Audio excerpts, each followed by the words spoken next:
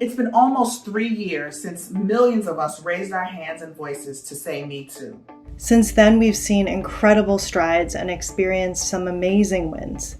We've also learned that we have so much farther to go to bring about the change we need to see. We launched the Survivors Agenda to center what survivors in this country care about so we can build the kind of world we all deserve. As a survivor and an attorney who has dedicated my career to seeking justice, the thing that I most want to see is institutions take survivors seriously and develop the systems that allow for justice and for healing. As a survivor, the things that I care about most are ensuring that all survivors are heard and supported, no matter their zip code, immigration status, ethnicity, or any other reason.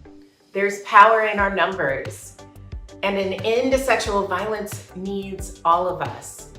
We are resourceful, resilient, and ready. There's an old story about healing, that it can only happen one way, that there's a way to get it wrong, that it's got a clear beginning, middle, and end, that it happens in a straight line, that it's passive, and that it has to happen alone. This story can make it feel like healing is too hard, like healing is possible for other people, but not for us. We're here to tell you that that story is not true. Here's what's true. Healing is possible for everyone. It is for you. Healing is the opposite of passive. It's action. It's a journey. And the Me Too movement is honored to support you in that journey. Because the Me Too movement has always been about healing and action. That's why we've created an online platform for original content with a database of hundreds of local and national resources to support you at any point in your journey. Whether you're looking for guided healing or you're ready to take action. Whether you're supporting a survivor or trying to find your place in the movement, this is a place for all survivors and allies. What's most important is that while this movement is here to help, healing is your power, and the journey is yours to define. Because beyond the headlines, beyond the noise, this is a movement of people learning, healing, and changing. We see you, we hear you, we're here too.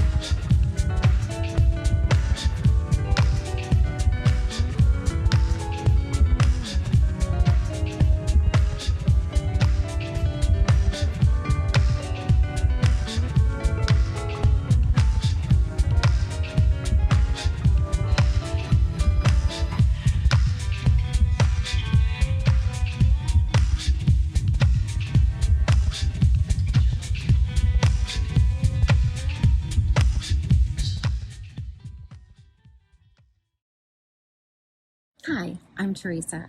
My name is Brown and Bedrick, and I'm an OBGYN. My name is Ashley Farrell-Palmer. My name is Jordan. Hi, my name is Samantha McCoy. I'm Carrie. My name is Jackie, and I rise because I aspire to support survivors so that we may thrive together. I rise in order to ensure that survivors across the country are able to find their justice and have their voices heard. Because I took a vow to provide for my patients. And for me, that means working to ensure their basic medical and legal rights. And I rise because all survivors deserve their rights. I rise because hope is truly contagious. The idea that I have the ability to prevent the next generation of victims in Tennessee from enduring the same hardships that I have is what pushes me forward in my fight for civil rights. Because survivors deserve to be heard, and changes in our system are necessary in order to adequately respond to sexual assault survivors. I rise because I believe that justice, healthcare, safety, comfort, and healing should be absolutely guaranteed rights for survivors, no matter who you are and no matter where you live. Here at Rise, each of us come to this work for a different reason, but we believe that each reason has a place in the Survivors Agenda. We are so proud to be a part of the Survivors Agenda to help shape a better future for us all. I'm speaking to the girl who is like me walking out of the hospital. I'm speaking to the guy who may not know where to go after his assault. I'm speaking to women, men, girls, boys, whatever you identify as. And I want you to know, you will make it through. Because no matter who you are, where you are, or where you've come from, that you matter. We see you, we believe you, and that we're just getting started.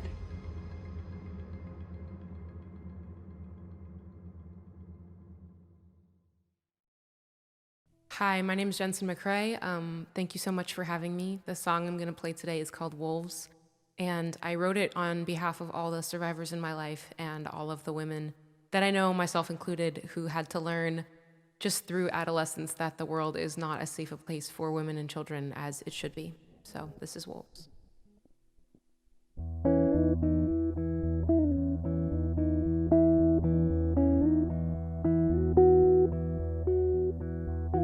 I was 15, still in the valley, walking in a parking garage. First time I met a wolf in person. At first I thought it was a dog. Tried to dodge him, he was faster than I'd ever had to be. He smiled and howled in the same moment, and knocked the wind right out of me.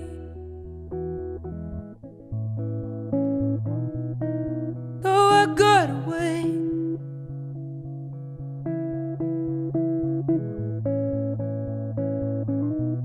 I never walked the same.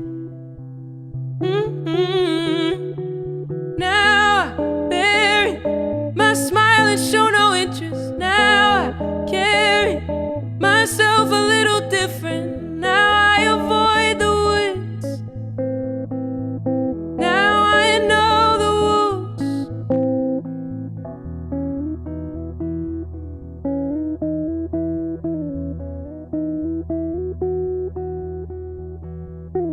I was 19, still fun at parties.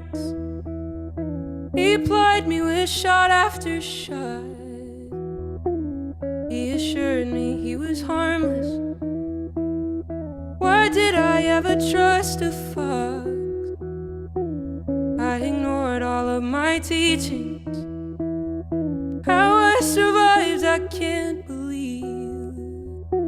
I almost let him get his claws in. Still knocks the wind right out of me. Though I got away,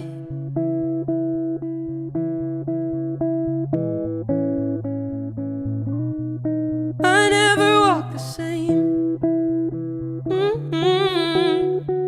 Now I bury my smile and show no interest. Now I carry myself a little different. Now I avoid the woods.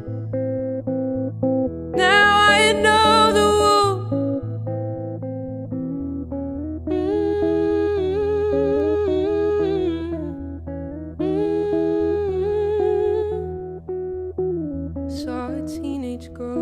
last street, talking tall to one of them.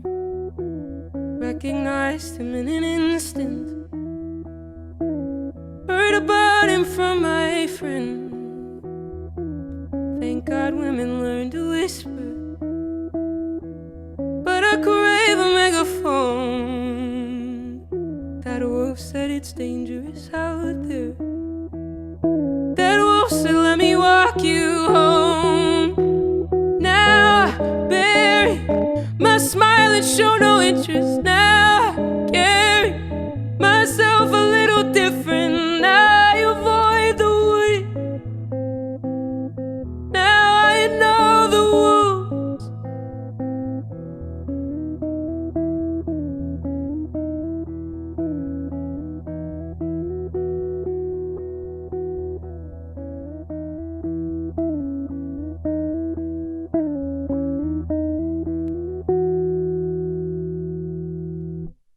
Thank you. Thank you to Jensen McRae for that beautiful, magical performance. Welcome again. My name is Nikita Mitchell. And I'm Alicia J., and we're so thrilled to welcome you to the third and final day of the Survivor Summit. Ooh, over the past 2 days, we have talked about restorative justice strategies and alternatives to the criminal legal system. We have practiced trauma-informed yoga and taken in beautiful performances. We have leaned in to the conversation through fear. We have been present. Most importantly, we have been in community with each other as survivors and as advocates. So our conversations today are super important. It's all about what you've learned and what you've heard and the things you still have questions about and how to take all of that back to your community. Today is basically all about your leadership. And let's be honest, we have a long road ahead of us to create a world free from sexual violence. And on most days, I know at least for myself, that feels impossible. But this Survivor Summit, all of you are watching the work you've done before this moment and the work you'll do after this moment is proof that that world is possible. Today, we're going to hear from some of our country's most inspiring leaders. We're going to talk about organizing, we're going to talk about voting, and we're going to talk about something that is hard, but that we all need to try and do, which is show up for each other while we're showing up for ourselves. We'll be joined by Powerhouse Representative Ayanna Pressley, my absolute hero, Tarana Burke of Me Too, and many others who know firsthand what it means to push through fear and doubt and come out on the other side ready for action. So please, please take care of yourself in this space, whatever that might mean for you. Get up, take a break, get something to drink, do some stretching for your body. We also have a self-care page on the Survivors Agenda website, survivorsagenda.org.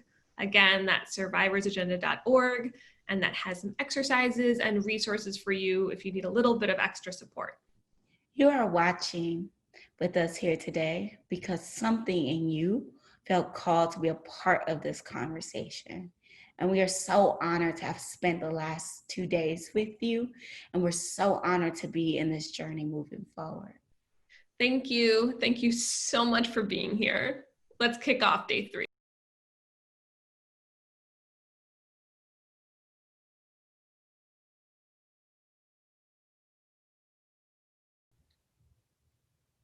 Hello and welcome everyone to the third and final day of our Survivor Summit. I feel so full even just from this opening. I'm trying to get myself grounded and ready for what we're about to experience. The last 3 days have been nothing short of amazing. Over the last couple of days, we've talked about how we heal and how we take action on workplace sexual harassment, restorative justice in our homes and schools and communities. We've had youth perspectives and queer and trans perspectives on surviving abuse and violence, and just much, much more. We've held really beautiful space with each other in chat comments. You know, it feels weird to have, for a lot of people to do these viral conferences and things like that, summits, because we're so used to, these are the times when we usually come and see each other and we get to be in community with each other. But I've been in awe of how we've been able to create community in virtual spaces. I've seen people loving up on each other in the chat boxes underneath the sessions and creating their own little communities. And it's just been beautiful. Like, this gathering is literally a dream come true in so many ways. For a couple of years now, we've been talking about the need to come together as survivors and offer our own vision for a world that would support us. And here we are. This is big and historic and beautiful and memorable, and just so much love pouring out from the computer screen. And we need it in this moment, I think, more than ever. And so I just want to just keep expressing my gratitude for the people who've joined us, for the folks who put this together. And I'm going to pass it to my sister, Ai-jen. Yes, I couldn't agree more, Tarana. This space has been a space of hope and strength and resilience at a time when we need it the most.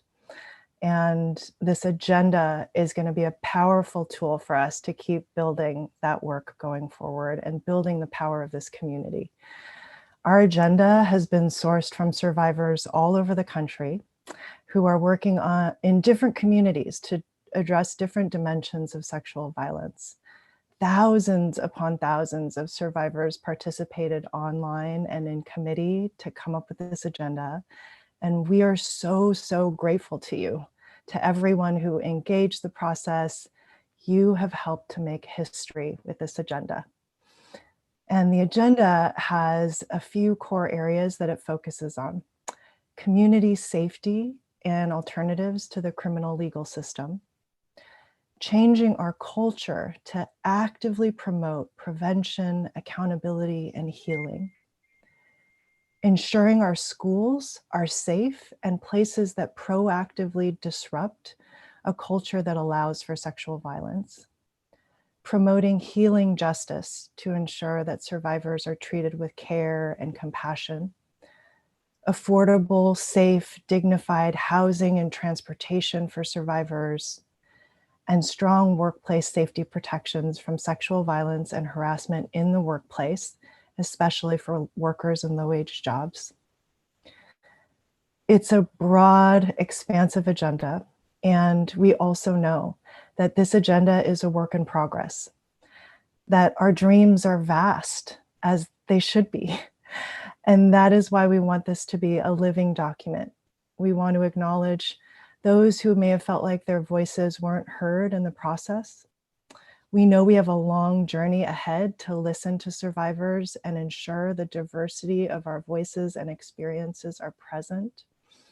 We know that survivors are a brilliant, dynamic community and not a monolith. We know that every survivor will see themselves in different parts of this agenda, and not every survivor will see themselves in every part of the agenda, and that more difficult discussion is needed on topics where we don't agree. And we're really excited to continue listening and to build on this process, and to know that this agenda is a tool, a powerful tool for us to continue doing that work. But if there's one thing that is super clear, it's that survivors are ready. We are ready. We know we should be shaping the solutions, especially those that address our experiences. Collectively, we have so much power, and we have the power to lead on solutions, and the world needs our leadership.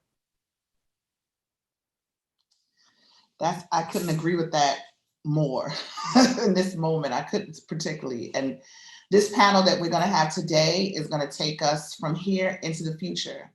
We're going to hear from two brilliant leaders and about how this agenda becomes a reality through survivor organizing and action. For us, action and healing are fundamentally connected. People usually think about healing as something you take care of on your own through therapy or some private process. And action is something you do outside in the world with others to have impact.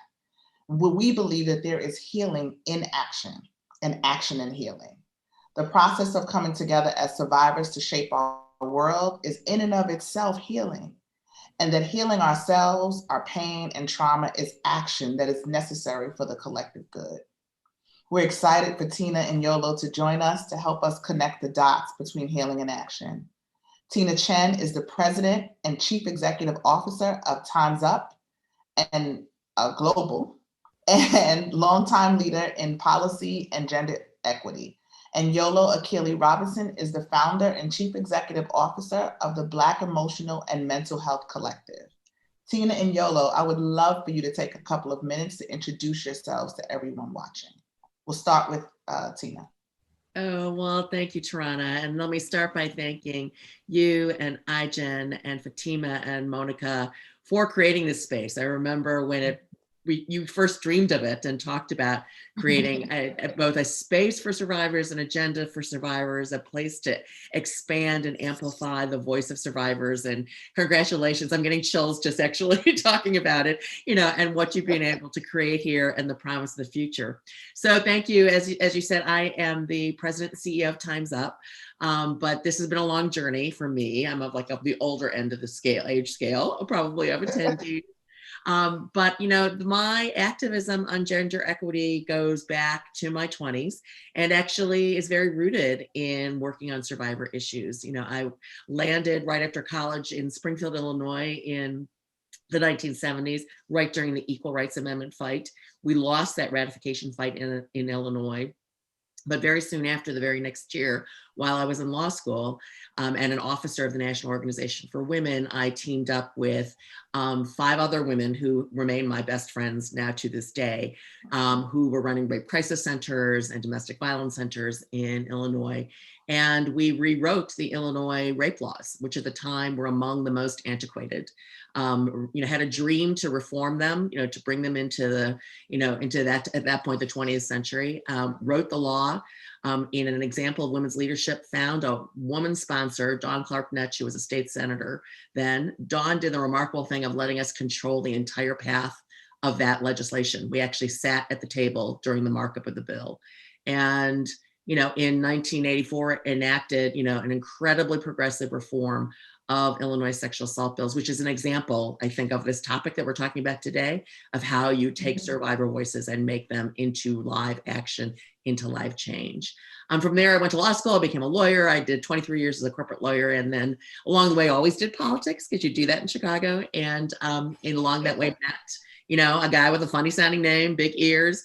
Lo and behold, he goes on to become president. Who knew? And so President Obama, when he got elected in 2009, asked me to join him in the White House. And I spent all 8 years there, first working in the Office of Public Engagement, then as Mrs. Obama's chief of staff, all the time being the executive director of the White House Council on Women and Girls, working with so many people who've been involved with the Survivors Agenda, and working on issues of violence against women and workplace fairness and working families agendas, because as a single working mom, I'd lived those issues. And so did a little bit of work on that after the White House, but then Time's Up came calling. I helped to put together the Time's Up Legal Defense Fund that is now housed at the National Women's Law Center. And then with a little bit of arm twisting, I became the full-time president and CEO of Time's Up just about a year ago. So I'm really delighted to be here.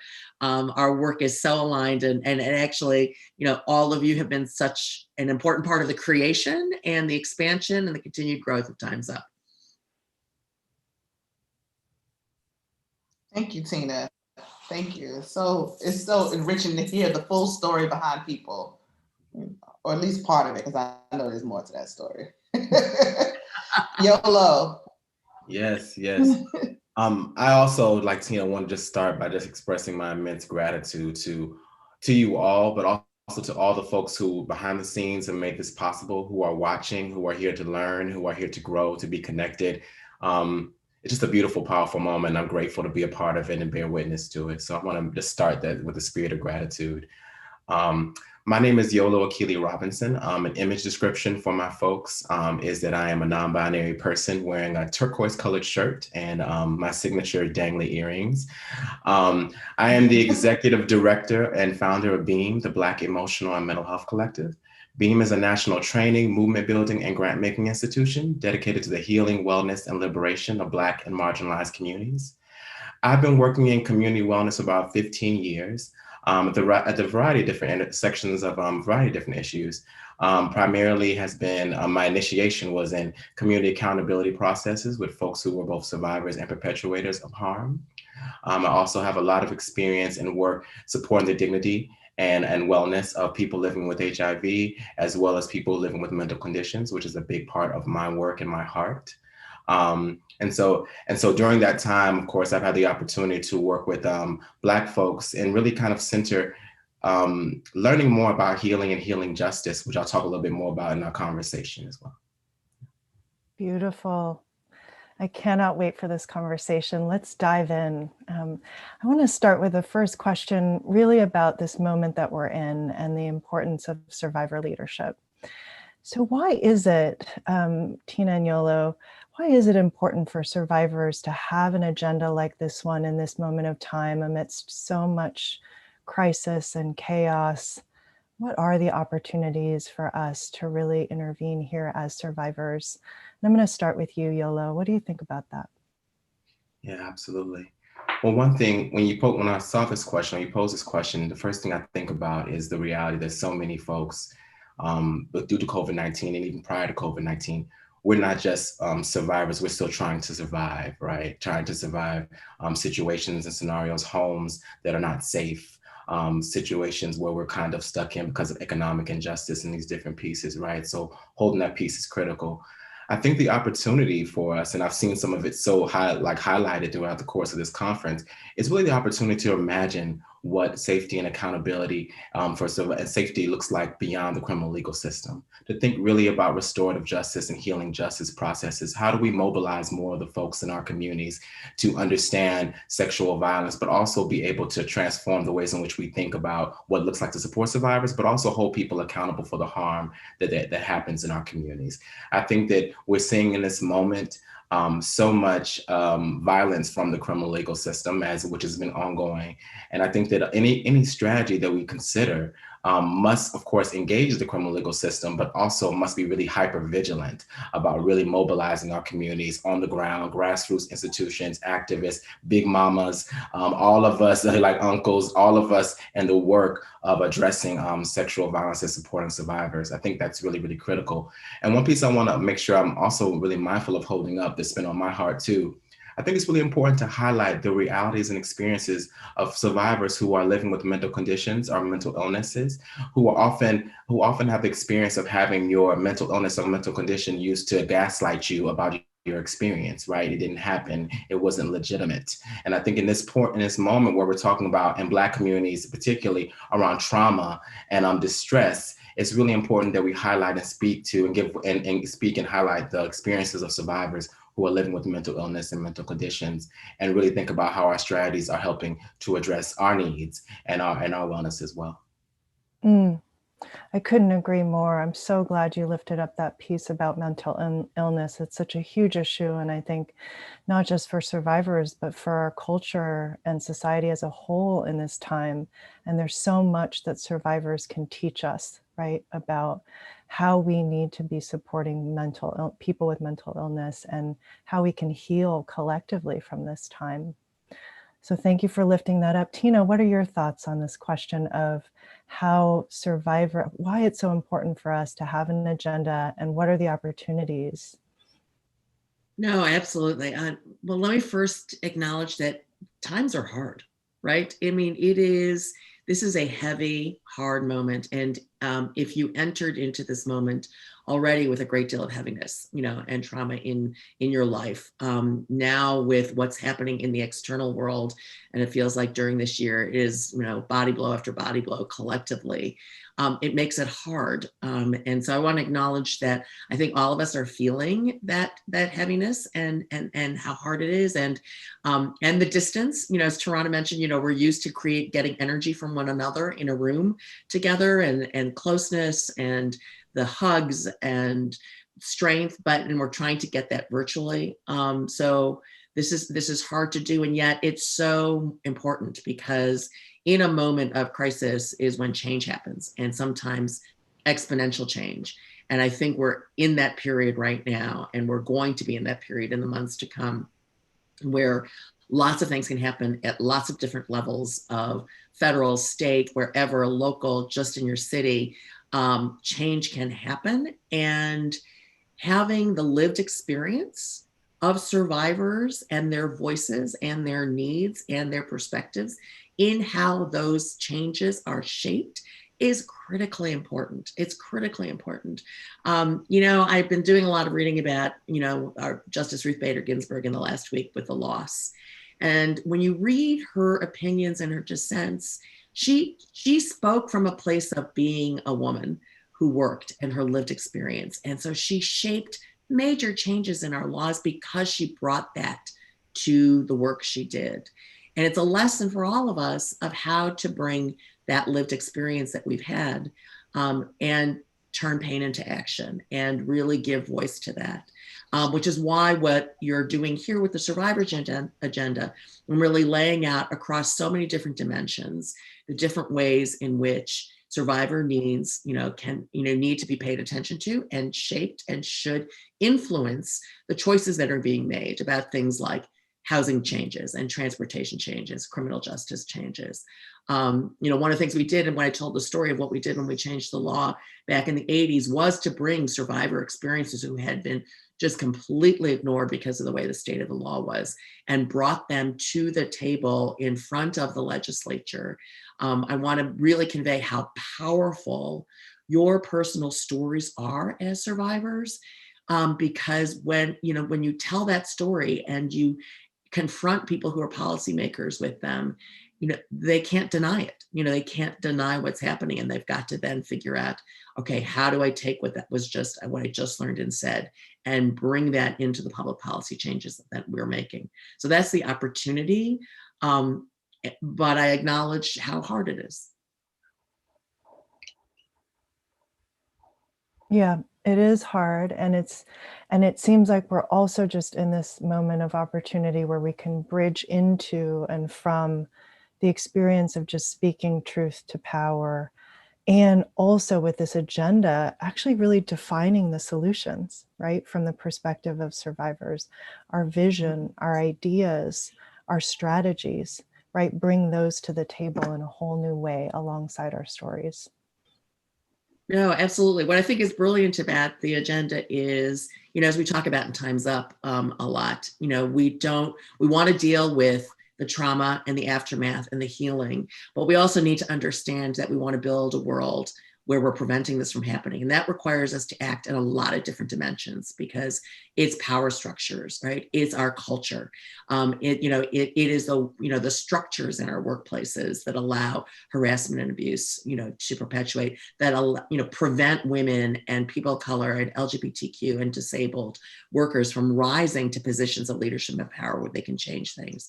And so all of that, Kim Crenshaw's brilliant phrase of intersectionality has so many meanings, right? And we need to sort of apply that learning to all of these dimensions and act in all of them if we really want to sort of really change and imagine a new future. And that's what I think, all of us need to be doing. Is what we're doing at Time's Up. What I love about what you're doing with the Survivors Agenda is to see all of those different ways in which we need to be acting.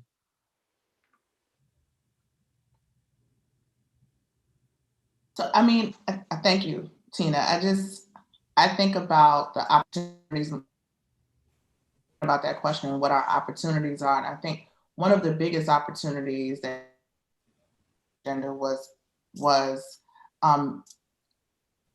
putting out the idea into the world that survivors are leaders, that we are capable of leadership. And I guess I'm curious to know from both of you why you think it's important for survivors to be seen as leaders and policy shapers, and for survivors to be speaking to something beyond their trauma, right? Because we are often called to testify at hearings and tell our stories at rallies, but we're not often gone to for the solutions to those issues that we're trying. A little bit about why you think it's important for survivors to be seen as leaders and policy shapers, and to speak to something beyond our trauma. We can start with Yolo. Yes, thank you so much for this question. I want to just add one brief tag on to the conversation around healing. I love the pieces that you lifted up, Tina, around like the need for healing. And I want to honor and acknowledge that in order for us to do that work, to cultivate healing in our communities, we have to address the systemic and structural barriers to healing for so many of our folks, whether it is the inaccessibility, it is the ways in which often the systems that are supposed to be for healing in this country, the mental health industrial complex, actually creates so much harm and violence against not only survivors, but all folks who are trying to access care. And so I want to name that as a critical intervention of talking about holistic health and not just uplifting models of care that have been validated by the system as the only legitimate forms of care. To answer your question, the question, Tarana, I'm gonna speak from my own experience. One of the reasons I feel like it's very important for me to be very visible as a survivor, I'm talking about policy and shaping leadership, is that as a non-binary person who's projected as a man who has lived and works very deeply in queer cis male communities, I recognize that oftentimes people don't think of survivors and look at me and think of me as a survivor. And often that many gay men and many non-binary folks who are survivors often feel like they are not a part of that conversation, or don't even see the violence and harm that has happened to them as sexual assault, because of the ways in which in many gay male communities, I would argue, such a high degree of harm is normalized in the culture, right? And so I think it's really important for me to be visible and to speak and to share my story and my experience, because I know that every time that I do, it gives people an opportunity to see how I've been able to not allow myself to be defined by what happened to me, but by what I chose to do with what happened with me, if that makes sense. And like in terms of transforming it into an opportunity for me to go deeper into my healing, an opportunity for me to help support other survivors, other folks who are on their healing journey. And so I think that's really, really critical, because I think just as Tina and you also lift up, Tarana, so often the narrative and the perception of what a survivor is, who a survivor is, and what a survivor is capable of doing is often, most people's imagination is a, quote unquote skinny white woman who's like a cisgender white woman, heterosexual woman. And the reality is that survivors come from, we are very diverse in who we are, right? And so I think it's really important for me to like lift that up. And that's why I do the work that I do and try to be so hyper vigilant about really engaging these conversations in communities that historically have not been seen as survivors, or the people who even can experience harm and sexual violence. Mm-hmm. Thank you. That resonates with me so much in so many different ways. Like, that is precisely why I do the work in the same way, for the same reasons that there are diversity of us, and even within our particular race or gender or whatever, there's more diversity in that, and our breadth of experiences are so vast, and we have to find ways to stand up so that people can identify themselves in our leadership. Tina, I'm curious to hear your yeah, I got a lot of things. But I want to pick up on this last thing that you said, Tarana, because I think, man, this is what we do to ourselves in the progressive movement, in women's movements all the time, right? We go to our corners on our one particular perspective, and we kind of stay there, right? And we're kind of, working in parallel with somebody, but we're not really listening, and we're not coming together, and we don't honor different viewpoints, and we don't, empower people, to speak their truth and hold leadership. And you're right, what you said about, so oftentimes survivors get asked to be part of the rally to talk about their story, because people just want, there's this riveting on that part of the story without being able to show leadership on now the solution that gets turned to somebody else. And that's something that is great about this survivors agenda coming together. But I really feel in this next period that we're about to enter into, we progressives across the board, I feel so strongly, need to model a different way of making change. Not to get a little, dealing with the outside politics, but I think we've got to recognize that the federal court system is about to stop being a lever for change for us, right? We have, since Thurgood Marshall, charted a path for us on civil rights, that was kind of our bulwark, was we were hoping the federal courts would help us, and Title IX and those other things. I think we got to confront the fact that after today, it's likely to not be a course of action for us. But that just should energize us to do things, to be active in other spaces, like state legislatures, like cities and towns. I mean, let's be real, police budgets and the way police operate is not dictated by the federal government. It's dictated by mayors and city councils, and what the criminal justice system looks like in your city is determined by those local officials. And we need to be acting in those spaces, but we need to be acting together. So I really want to be a voice and a call for all of us who are progressives, who sort of believe in an agenda of equity and justice and fairness, working in collaboration with one another, listen to one another. As Ai-jen said, listen to the diversity of views, even within the survivor community that exists, create space and grace for everyone to be heard. And because out of it will come our strength, will come our strength for what I believe is a very long fight to come that we're in right now. We are like at the beginning of it.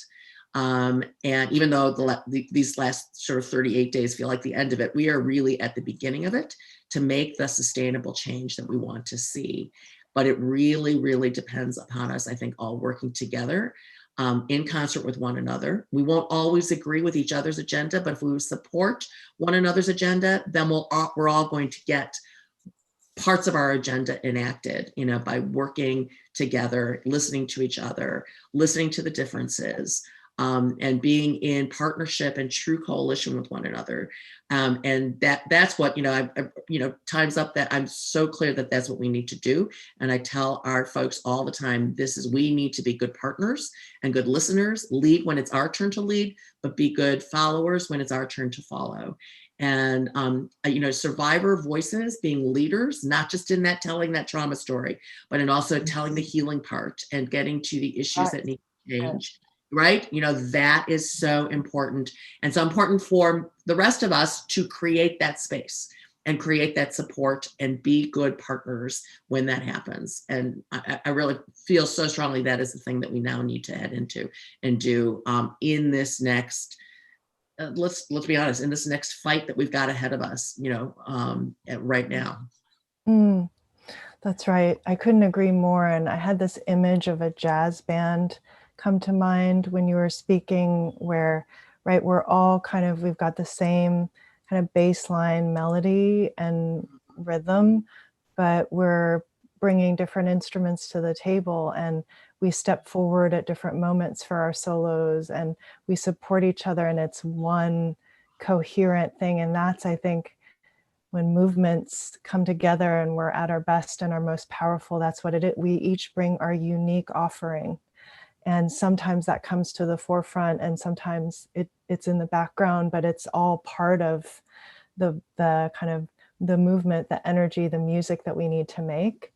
And I think it's tough, for this question of survivor leadership, the word leadership can be kind of intimidating, I think, right? Like a lot of us don't think of ourselves as leaders, and I think that's totally fair, especially when we have models of leadership that are creating harm in real time in our lives, right? And so just thinking about what survivor leadership means and looks like, I'd love to hear from the two of you. You've been in all kinds of circles and spaces with survivors. Starting with Yolo, kind of what are some of the different ways that you've seen survivors step into their power and leadership and voice? And if you have suggestions for people who are really grappling with, am I a leader? What is, am I power? How do I express that? What would you say? Yeah, I love that you brought up that term, the term of leadership, and the ways in which people immediately imagine often the CEOs are the people who are people who are at the forefront on the television shows and all those different pieces. But the reality is we all are leaders in different ways in our communities, right? A big part of Beam's work is we believe that we have to, cultivate village care. And so we recognize that the leaders in communities are, sometimes in Black communities the barbers and the stylists and the like, big mamas and the Uncle Joes and all those, those folks are leaders. Those folks are opinion leaders and thought leaders. And that when we connect with them and build relationships and when they are both advocates for survivors or in their survivor leadership, that's how we can really lead to transforming communities, right? I have some suggestions for, when I think about like some things for us to be mindful of as leaders who are survivors of survivor leadership.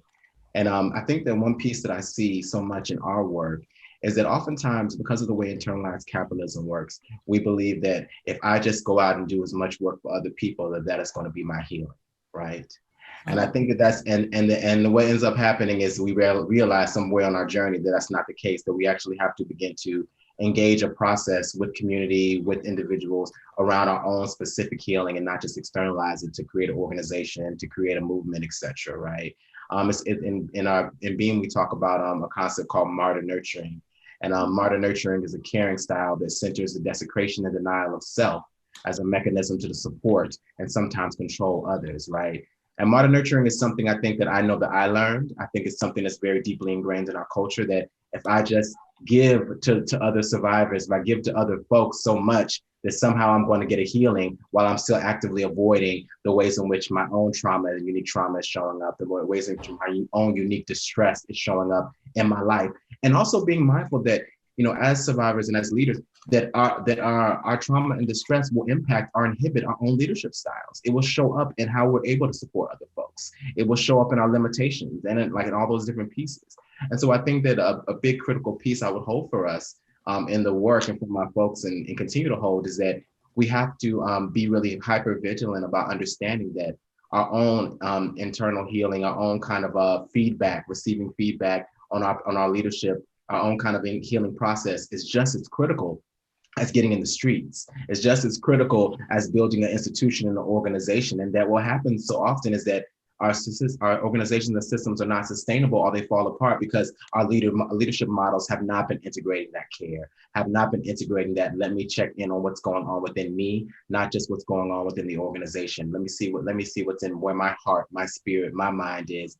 And honoring that, I think about and honoring that means that our leadership will look different. I think about disability justice and the work of like Leah Lakshmi, really lifting up like what happens to our movements when we actually center disabled, queer, and trans folks, right, and women, right? How do we have to move differently when we're talking about folks who are living with chronic illnesses and conditions? How does it make us stop to think that like, maybe we need to pause, maybe we need to revisit the timelines we have on certain pieces. Certain pieces we have to be really insistent upon, but there's also some ways in which we have an urgency addiction for things that are not necessarily about urgency, but are about our push to our anxiety that push us to keep pushing, moving as an avoidance mechanism for dealing with our own stuff, right? And so I really want to hold that for all of our folks who are doing so much amazing work, that I want to invite you to do the work with yourself as well, to understand that that's just as important, and to really grapple with, as we all do, the deeply embedded misogyny, sexism, and patriarchy that tells us otherwise, that tells us our feelings don't matter, that our bodies are not valuable, which I know that Black women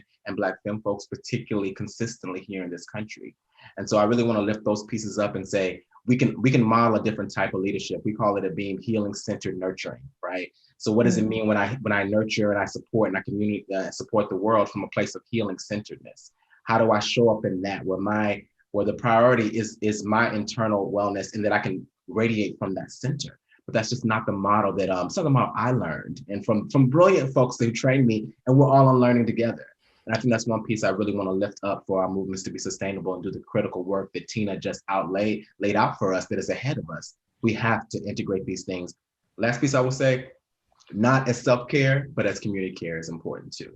Like, and I say that because self-care is not an adequate response to structural violence. It is really community care that sustains us. Very few things are sustainable when it's just me doing it, right? I have to I gotta have Tawana call me. I gotta have my friends call me and be like, hey, what you doing? You're doing a lot. Sit down somewhere. What you taking your medication? Are you doing those pieces? We need collaboration. And I want to encourage us to really highlight community and help cultivate community for so many of our folks who are in isolation, our folks as a way to move away from this individualistic kind of perspective, which is feels like another weight. People are like, now I gotta do self-care too by myself. That's a lot, right? So I want to lift those pieces up. Woo, so much wisdom. Really. First of all, you both convicted us on this thing. Everybody's like, ooh, that's something for me to think about. But also so much just with Tina, did you go? I got caught up in the Oh, no, I didn't. But here, so on a different tack, but wow, I'm still really, you'll give it one. That was like, but I want to tell a little story about leadership, survivor leadership, just to so from my time at the White House. So as many of you know and remember, one of the things we did in the Obama administration was to issue the Dear Colleague letter to schools, that really said all schools receiving federal funding needed to have a plan to deal, address sexual assault on campus, and in schools, which is rampant. Vice President Biden, sort of issued that. We put it out in 2011. And actually, I will be honest with you, we figured schools would listen. We just put it out. We're the federal government. We issue this letter. We put the letter out. 2 years later, sort of in 2013, after the re-elect in 2012, it was a group of students. I remember this meeting. I had hundreds of meetings in the 8 years. This one is so vivid in my memory. We had a group of students who came to meet with us, me and Lynn Rosenthal, who was the VP's, White House advisor against sexual violence against women. And it was these students, it was about 10 of them, I think, from all different schools, men and women, all of whom were survivors, all of whom came to lay out for us the actual responses of their schools. And we're talking about Ivy League schools and state schools, the whole range. Some of the schools that actually some of us had gone to, they were our schools, and we were horrified at the ways, even after we had issued this letter, they were treated. They were told, oh, there's nothing we can do about your assaulter. You should withdraw from school for this semester. And oh, by the way, we are not going to refund your tuition for this, all of those things. It was that meeting and those voices of those young people, right? They were just graduated from college. Some of them were still in school, who spoke out, who led us from the White House to create the President's Task Force on, to protect students from violence, sexual assault on campus. That was really born out of the voices of survivors who showed, leadership in telling their story and what needed to be done to hold people accountable, and had ideas. They were smart. They came to us with things like they had done their research and they said, you should be using Title IX this way, and you should be, addressing these issues this way. That formed the basis for what many of you know we did over the course of the next 3 years, which was extensive recommendations, all of which the current administration is undoing, which is an entirely different story. But it was those young people's voices and doing it in community. To your point, Yolo, I will also say that the other way to act is with others. Don't feel you have to do this by yourself. And it was that group, and they were so diverse. They had diverse experiences. It was those diverse experiences that informed the broad work that we did. So really, it was their voices directly to an executive order signed by President Obama, the President of the United States at the time. And that's the impact, that having survivor voices come to the table to not just tell what happened to them, but tell what would be the solutions, right? What would be the answers? That's the kind of impact that can happen. And I've seen it, right? I've seen it, I've enacted it personally. That's such a dead on and perfect way, response to this, and example for exactly what we're talking about in action, so people can understand that this is a reality. I think the other thing is people, just like in civil rights movement, we turn people into icons and we don't remember or realize that they're everyday people who either got fed up, who made up their mind and were determined to do something, and they continued and were consistent and were able to make change. So everybody, nobody's, there's no special gift that you have to have except for the determination and tenacity. So I appreciate that. I appreciate both of your answers. And we are coming close to the end of our time together. But I want to ask you both for closing thoughts. And I want you to also, in your closing thoughts, tell me, what is your rallying cry in this moment? This is a moment for those of us who are out at the forefront of this work, both around survivor justice, but in general around social justice. We are very busy in this moment.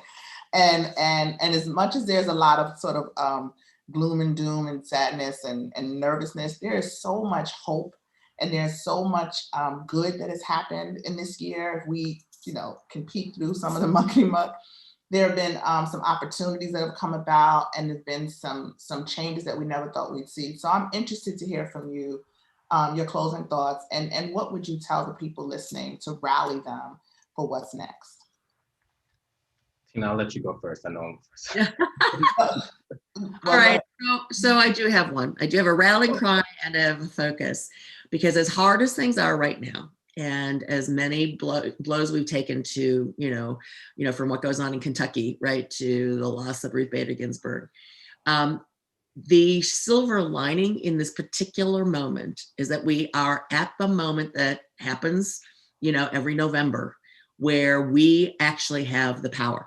I mean, this next 38 days, my rallying cry is vote, and tell everybody you know to vote, because this is the most powerful thing that we can do, no matter what our agenda is. Like, everything we care about and everything that the survivor agenda that you all have laid out is on the ballot this year in a way that has never been clearer, right? The choices have never been clearer. So I think that voting is the most important thing to do. And my message is, go out and do it. Call everybody you know. Don't assume that your family members are registered and they know how to vote. It's a complicated year on figuring out how to vote, right? If you're older, what to do with the deadlines for getting a ballot. Maybe, what's the deadlines for going to the early voting. Early voting places may change because people are short on election judges. Don't assume that the voting place that you've gone to for years and years and years is going to be the voting place for early voting or on November 3rd. So do the research to find out. OneWeAllVote.org, is the organization I work with Mrs. Obama, where if you go to OneWeAllVote.org, you can find all the things, put in your address, you'll get all the information you need about your state and your city and the requirements. But really, I've emailed my entire family. they are annoyed that yes, Auntie Tina, we were going to go vote, but don't take anything for granted. Don't let any hurdles that are being put in our way with voter suppression get in our way. None of the hurdles are like the hurdles that John Lewis went through, right? Or, think of the people before us who fought to get us to this moment. This is the moment where the power is ours. Really is ours. And it doesn't even matter if you're not in a target state. I think blue states need to run up big vote totals too. We need to demonstrate that we, as people of color, as women, as people who care about justice and equity, are the majority of this country. And we have a moment where we can do it in the next 38 days. So my rallying cry for the next 38 days is vote. And tell everybody you need to vote. So good. Thank you. YOLO. Yeah, I have three brief rallying cries. The first one is that survivor leadership will not be sustainable without ongoing self-healing and community care. I want to make sure that's very clear to our folks. The long battle ahead of us that we have will not be sustainable. We will not be able to engage if we do not do self-healing and community care strategies for our folks. The second piece, I definitely want to lift up to vote. If you can vote, please do vote. And I also want to lift up the necessity and critical nature of reimagining and building different systems outside of the current dominant system, whether that is healing and mental health, whether that is responses to harm, restorative justice, and transformative justice practices. I think of us having a multi-pronged strategy of getting out to vote, to engage the broader system, and also reimagining and building new systems without the validation of those other spaces, right? We have the opportunity to reimagine the world, and we have to take critical intervention to support our folks during this time to make that possible for survivors and all of us. So powerful. Whew. All right. I'm inspired. I'm agitated. I'm energized. I'm all the things right now. And we've got some questions from our audience and our community of survivors. The first question we have is from Vanessa, who wants to know, how do we prioritize healing and mental health in public policy formulations? Right? Because it's not like healing happens in the community and policy happens over here, right? How do we bring these two together? Yolo, do you have thoughts on that? I do, and I'm going to keep it short because I have I think there are, BEAM has been working with a lot of policy partners, and there's some pieces that are part of the kind of dominant conversation we're having right now around healing. And one of them I'll lift up is that, particularly for healing, we have to vigorously continue to defund the police and redirect that income and money that goes to crisis support services, to wellness support services, to institutions and individuals that can show up and support our communities without violence and murder, right? So quite frankly, that has to absolutely happen. And it needs to happen not as I've tweeted about, we don't need counselor cops. We don't need counselor cops who are committed to pathologizing our people and actually just forcing them into other kinds of systems of incarceration, because too often the mental health industrial complex is deeply wedded to the prison industrial complex in this country. So we need to really think about how do we build policy that supports efforts of innovative peer support care, community-based care, led by people living with mental illness or conditions, people who are formerly incarcerated, not just folks who have degrees from institutions, but have no lived experience. That is critical for our policy, I think policy initiatives across the country. That's right. And we got one more question from Deidre, who wants to know, and especially in the context of this week, right? How do we create policies that hold police and prosecutors accountable to treating survivors of color and other marginalized survivors equitably? Tina, do you have thoughts on that question? Well, yeah, I mean, there is so much that needs to be done, obviously, because our existing policies clearly aren't working. The existing court processes aren't working. Which is why it gets me back to my last piece, that those are local policies many times, right? What happens with police is a state matter, it's a city matter. And those are, we can, if we do what we can electorally and in electing folks and developing that agenda that supports them and holding the people that we are electing accountable or electing ourselves. I mean, here's the thing, this isn't just like politicians need to be somebody else. They can be us, right? We can run, survivors can run and hold office and bring that and actually change the policies, because that's what we need to do to hold people accountable, is we've got to put people in positions of power who are us to actually do that, which is why, I probably come at this, I will be perfectly transparent from a more traditional point of view on, how do we work the politics? Because that's just how I grew up in doing that through electoral politics. But I do believe that we can do that. And we are seeing that, in places, where you've got young people who are running for office and winning and starting to move. You see the younger women who got elected this last round in Congress. You see, we have more women running, 583 women running for Congress right now, more than any ever before. So we can run. We've got, Lucy McBath, who lost her son to gun violence, ran for Congress and won, and is making a difference from her perspective as the mother, of a child who was lost. That lived experience we talked about at the beginning, you can bring that to the fore as a city council person, right? As the person who's actually making school policy around what our education should be and support for kids in sexual assault and the teaching of how to actually break the culture, if you run for your local school board. I think that's the thing that we need to do, is to also be working on the outside, but also working to transform those inside power structures so that they address the needs that we have. So I'm back to my last point, which is right now we got to vote. The next 38 days are kind of critical, but doesn't just end. People have a tendency to like now the presidential election's over, I get to go home again. It's like, no. No. First, you got to hold the people who just got elected accountable. And then you got to start recruiting folks. Let's see, who we can get to run who are us in the next cycle and the next cycle after that. To be clear, this is what they do, right? This is what the people who do not agree with us do. And that's why they're in the positions that they are in right now, to do the things that they are doing. And so we need to fight that. That's right. All right, so as we move towards close, one last question from Reed, who is watching, which is, what comes next? How do we sustain this momentum and stay connected in the fight? What do you think, Yolo? Ooh. I don't know, y'all give me these big questions. Because you're so wise. Yeah, it's a wide question. It's a big question. I will say this. when I think about answering that question, I think about first like checking in with your body and your spirit and your heart and yourself first to figure out what you're able to engage and how you're able to engage to make what comes next for you, right? Because not all of us are in the same capacity.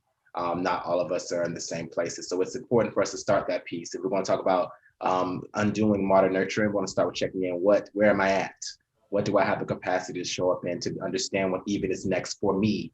And then also looking at the community around us and the conditions and what our community can sustain and support us with as well is a question I would lead us to ask at first. You know, I could give you what my particular pieces is. I think you've gotten that sense around like what I think it is, but I really want to encourage folks to begin that process from where am I at? Where's my capacity? What are also my needs? What are my community's needs? And how do I move and act from that place, right? And it will get us to some similar places, but it also will be very different based on our abilities, based on our locations, et cetera. So that's how I would answer that question.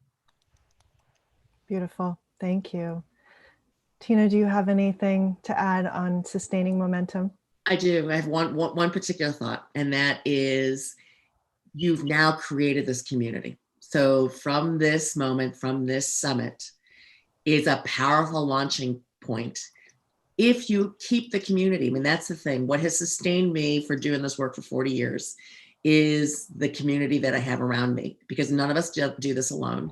We're more powerful as a community and as an organization. So my biggest thing on moving forward from here is to take these connections that got made over the last 3 days, right? And sustain them and keep them and turn to one another, create ways, whether it's listservs and more Zoom calls and, other contacts, send your information, publicize the event that your organization is doing to others and publicize somebody else's events to your membership, do all of those things that will build and sustain this community that is now created, because that is the power, right? It is not just because you can show up in numbers, it's because you can sustain each other. All the things Yolo is talking about sustaining and health. When I reflect back on my life, I got it from the community that I got in doing this work. My best friends in life are the people that I, did this work with. I'm going to brunch tomorrow with the women who I wrote that law with in 1984. Seriously. And that is what sustains you in the work, but it makes you more powerful. So, that's to end where we began, Ai-jen and Tarana, what you all have created here with this summit is that foundation to launch into the next piece, because it is creating that community and those connections across the board. And that's my biggest message, is sustain that, right? Even in a pandemic, even when we're all like sitting at home in our little corners of our rooms, figure out a way to sustain that. And that's the power that we need to move forward. That's a word to end on. I thank you. Thank you to Yolo and Tina so much for your wisdom and your leadership. This was really a perfect pairing for the closing, for this, particular moment in the summit. And we're excited to work with both of you on moving this agenda forward. This agenda becomes real if and when we make it real. To your point, Tina, right? We're heading into a really important election. We all know this. And with so much going on, it's easy to think nothing's really going to change, right? We can settle into that idea that nothing's going to change, nothing ever changed. And it's hard to think about how to prioritize something like voting when you're trying to, keep your job and feed your family and not get COVID. But every day that we don't engage, we don't vote or advocate for our agenda, someone else's agenda is dominating. That's what happens. There's always an agenda. If we're not pushing ours, somebody is pushing theirs, and it will take over the space that we should be occupying. Survivors are powerful. We've already driven so much change in our culture on these issues, to your point, Tina, again. And now it's time to drive change in our policies and politics. This is the way we as survivors can start to shape not just the conversation, but the services, programs, and policies that support us. This is the most important way that everyday people in our country have their voices heard. And it's the starting point for us as survivors to realize the promise of this agenda. Yep, and that's why we're asking you to join us. We are asking you to join us by texting Survivors Agenda to 97779. Again, one more time, that's Survivors Agenda, all one word, so no space between the two words, to 97779, because we need you. This community you are part of this community, and you're going to be a critical part of our ability to realize the promise of this agenda. And yes, we're in it together. You are not alone. We are in this together. And I do want to say that this whole agenda and summit was a labor of love on the part of so many people. And I just want to take a moment before we close to thank the incredible partners and the incredible core team behind this work. You all are amazing and inspiring and have made history with this. And I want to especially shout out some people who were really the heart and soul of our ability to come together, and so that we can all give them some love. Alicia J., Arvia Walker, Denise Beek, Celeste Faison, Danny Ayers, Nikita Mitchell, Emily Martin, Farron Harvey, Kelly Bruner, Tegan Ahern Dixon. Thank you so much for your work. And thank you to our incredible Survivors Agenda team, our production team at Happily, to our funders for making this event possible, including the Collective Future Fund, the Ms. Foundation for Women, and the Levi Strauss Foundation. Thank you, thank you, thank you. And so from here, the work continues, my friends. Please join us again, texting Survivors Agenda, all one word, to 97779. And don't forget to make a plan to vote. Make all of us, especially Tina, happy, and make a plan to vote. Our healing and our ability to move forward toward this beautiful vision and agenda depends on it. Thank you. And I'm going to pass it back to my sister, Tarana, to officially close us out. Love y'all. Oh man, I have so much love. Like my heart is beating fast at how, I've said this for the last few days. I've had few professional experiences that have felt like this. Doesn't even really feel like a professional experience because it just is so much love and understanding and cooperation. And it's just been beautiful to have this. I want to take a minute to shout out our steering committee as well. We had organizations come together from across the different spaces of work against sexual violence to make this thing come to life. And so definitely want to shout them out. They're all listed on the Survivors Agenda website. And I just want to say thank you to the people who have been tuning in, even if you only tuned in today. You know, we're coming up on the 3rd anniversary of Me Too going viral in a few weeks, right? October 15th. And of course, I'm always thinking about then and now. And one of the things that was really hard for me when Me Too went viral was watching survivors, people who I don't know, but who I know, watching them bleed all over the internet, pour their stories out, you know, all over the internet with very few containers to process. And then I watch people who are in the field who do this work rush to do what we do best, right? To create those spaces. And so the organizations who have been on the front lines for years got together quickly to try to figure out how to support. And organizations like Time's Up and Survivors Know came up and we got to work, right? Immediately, we have to do something about it because that's what we do, we get to work. And even with all of that quick response and the survivors who were really pouring their hearts out by saying Me Too, the dominant narrative about what this moment meant has still persisted, that it was something nefarious, that it was a witch hunt, that it was something about taking down people who caused harm. And the conversation for the last 3 years has, despite our best efforts, largely been around the people who caused harm, all while building this movement on the backs of the people who experienced harm.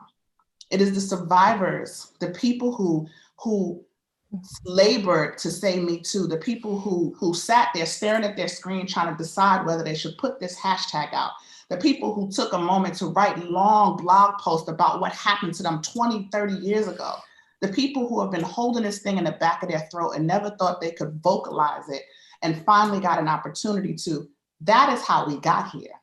It's not about any media mogul or news person. It's not about any person who has put effort into causing harm. It is about us. And this summit and this agenda and this moment is about us, those of us who call ourselves in leadership, creating an offering and a space to say, we will not build a movement on the backs of survivors. This is a movement built by and for survivors. We're not just here to tell our story. We're here to tell you that we are the ones that we've been waiting for. And so I'm feeling emotional. But I think it's important that we carry that as we move out of this agenda. This is our movement if we say it's ours. And so this moment and this agenda and this summit is about saying this is ours. Nobody gets to define it. Nobody gets to define who we are and how we move. We move collectively, and we move well when we move collectively. We make mistakes, we make missteps, and it's okay because we do it in love, and we will continue to try, and we will continue to sometimes make mistakes, and we will get up and we will continue to move in love and move together, because surviving is power. We've already survived the hardest thing we could ever survive, right? We've already done that. We've already proven that we can survive. And so now we will thrive, and we will thrive together. I'm sorry for my shaky voice, but I just want to leave us with that. We are thriving now. We have been surviving for a long time, and now we are modeling what it looks like to thrive together. So thank you so much for trusting us. Thank you for standing with us. Thank you for loving us. Thank you for just being in community, and just stick with us. We're going to stick with you. We're going to stick together. And what's next is more of this. So I'm gonna end, and also I will end on saying vote too. We're gonna do some harm reduction in the polls. I know it's difficult for a lot of survivors this year, and we have a lot of questions, but we are going to try to do the best we can with what we have to reduce the harm, right? If I have to pick my opponent, if I have the luxury of picking my opponent, I want to do that. And so voting doesn't mean we've won, right? It means that we can pick the challenge, how the challenge looks moving forward. So anyone, stay tuned. There's more Survivor Summit today. There's a youth track. If you have young people, get them tuned in and registered to be on the youth track. And thank you.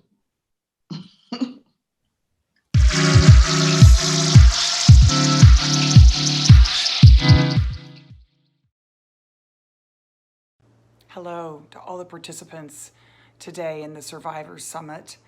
My name is Cecile Richards, and having worked on gender equity issues for my entire life, I'm really grateful to the organizers of this event and for all of you who are participating. It's long past time that we hold our employers, our government, and our culture accountable for sexual assault and violence. And thanks for your courage in being part of this work.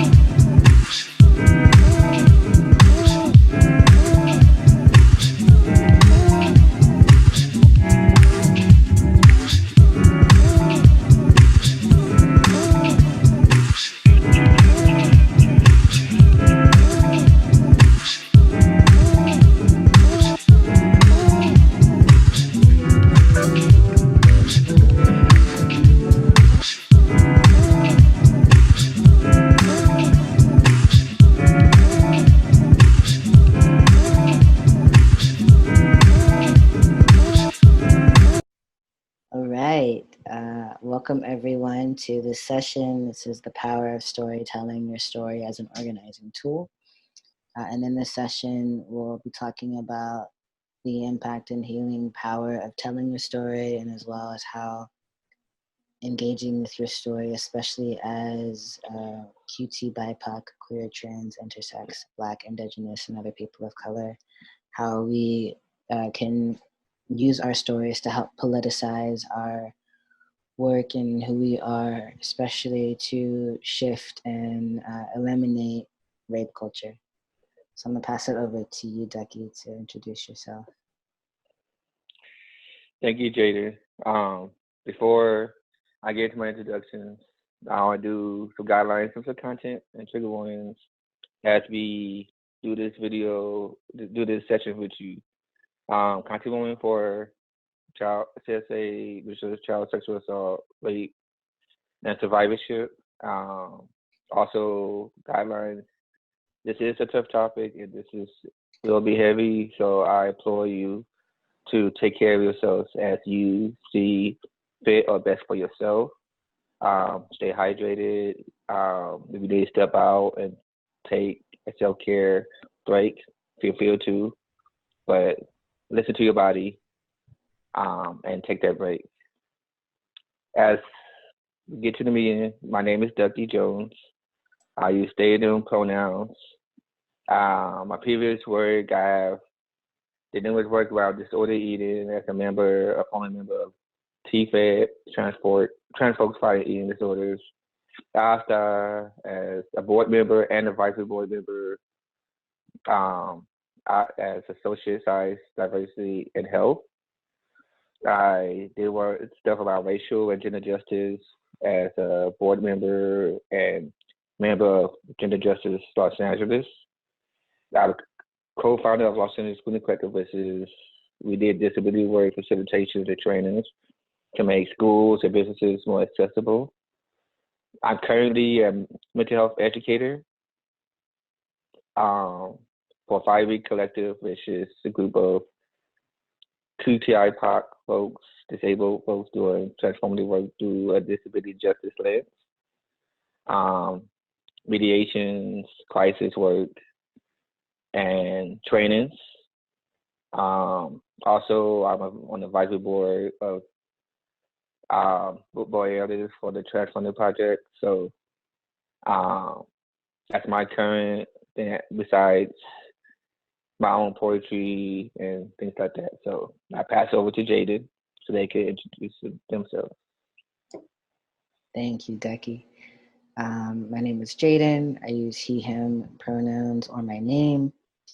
I've done a lot of different work with Ducky. I was a board member of Gender Justice Los Angeles. I'm currently the equity director for ASDA, the Association for Size, Diversity, and Health. I was also a member of TFED, Trans Folks Fighting Eating Disorders. I was an inaugural member of the Transgender Advisory Council for the City of Los Angeles. I currently, most of my work focuses in public health and sexual health, so I've provided a lot of sexual health education for queer and trans, non-binary and intersex communities. I'm currently the co-director of Mirror Memoirs, an organization that centers the healing, leadership, and wisdom of QTI, BIPOC, queer, trans, intersex, Black, Indigenous, and other people of color who are survivors of child sexual abuse. And yeah, outside of that, I'm also a poet. And a little over a year ago, I published my first chapbook called Intentional Musings on Staying Alive When I Want to Die, which is an honest depiction of navigating mental health under systemic oppression. So that's who we are. We both are in the oral archive of Mirror Memoirs, which has 60 stories from across 15 states of QTI BIPOC CSA survivors. And we're going to talk a little bit about our own stories and how sharing our stories helped politicize us as movement workers. So I'll pass it to you, Ducky. Thank you. So yes, a little background first before I get into how I healed, how telling my story has created this new foundation and acceptance of being a survivor.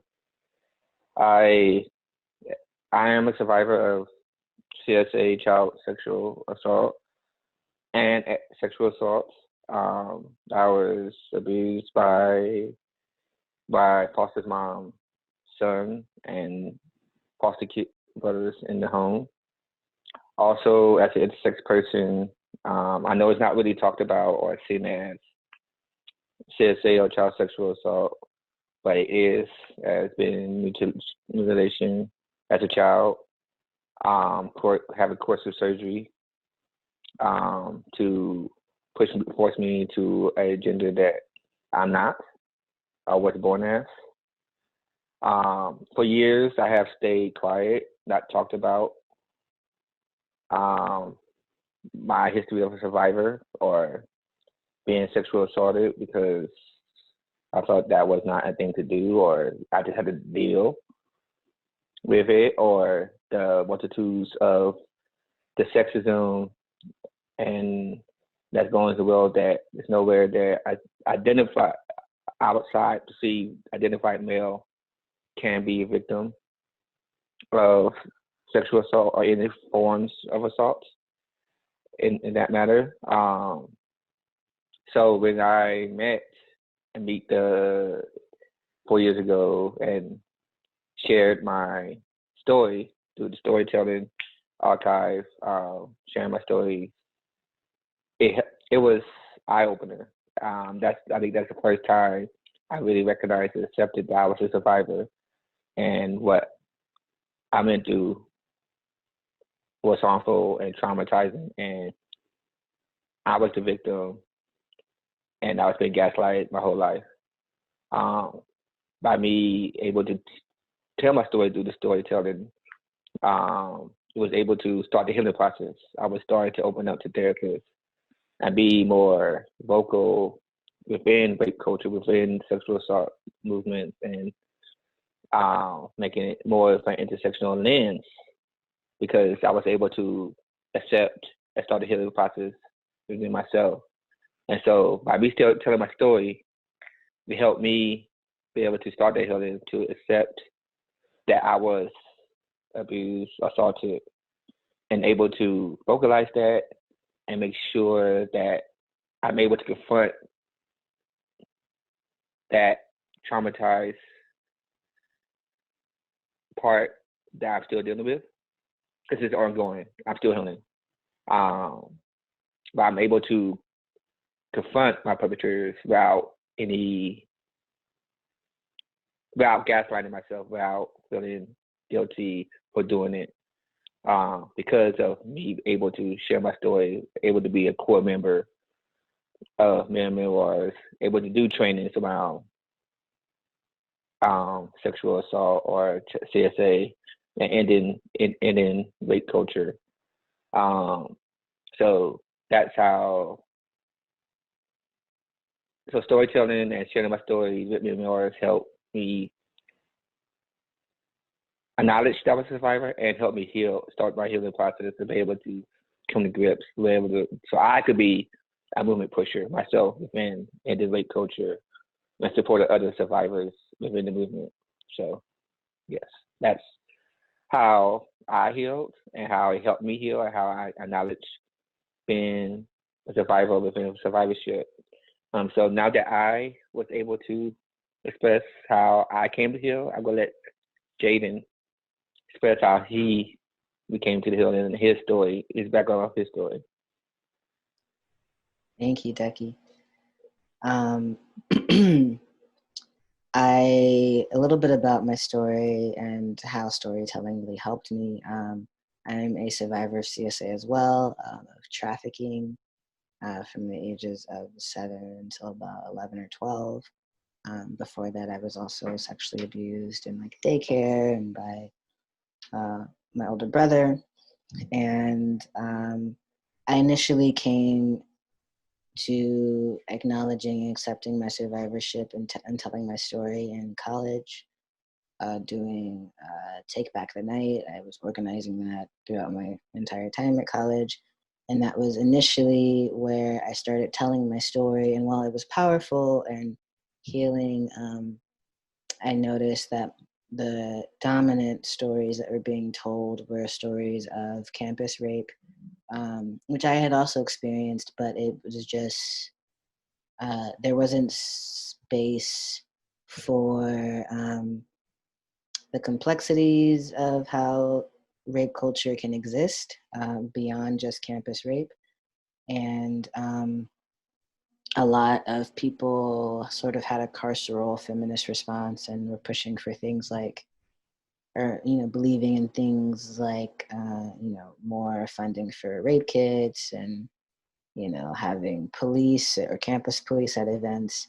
And by the time I started telling my story, I knew that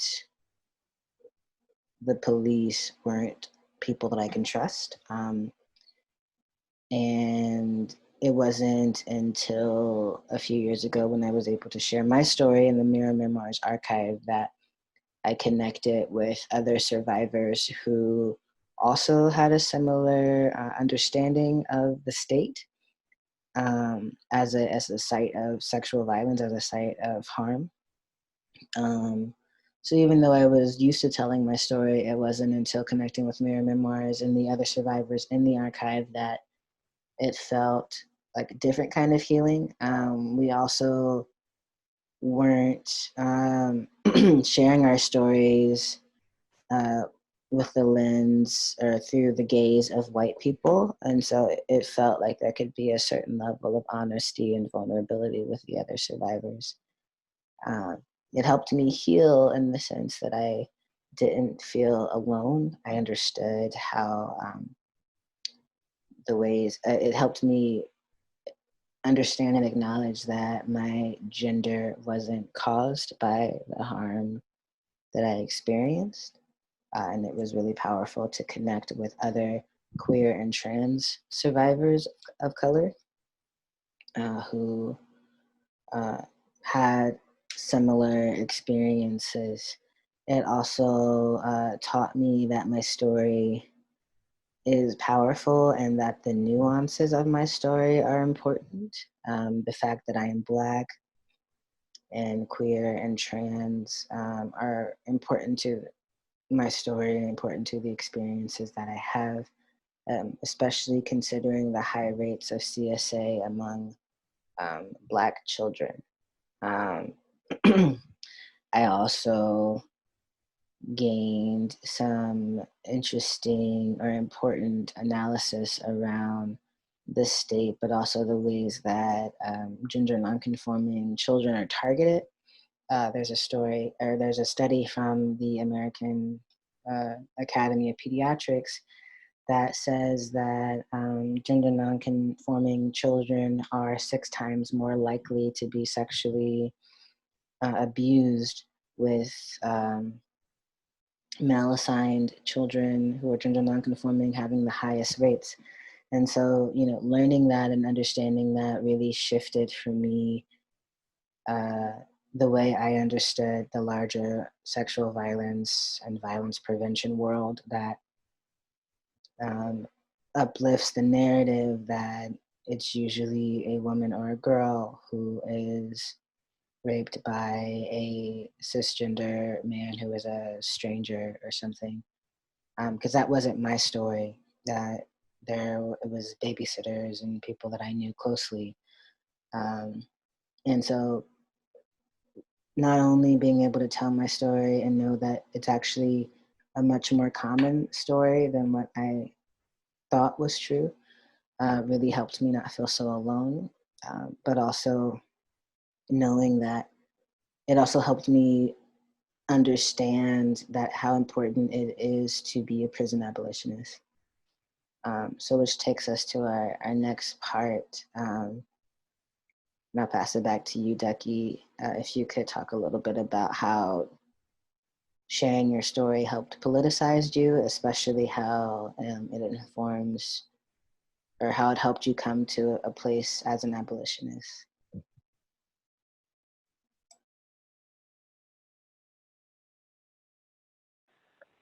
Thank you, Jaden. Yeah.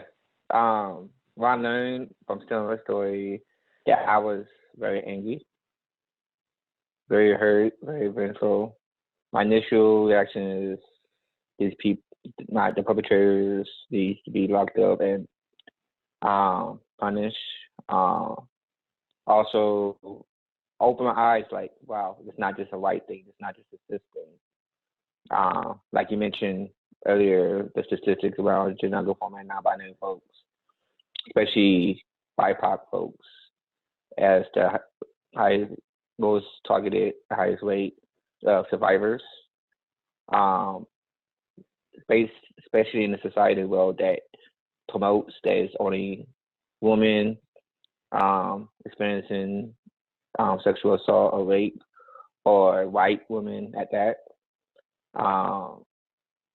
And then just to know that being intersex, as we know, intersex is as common as 1 out of every 100 red-haired that's born.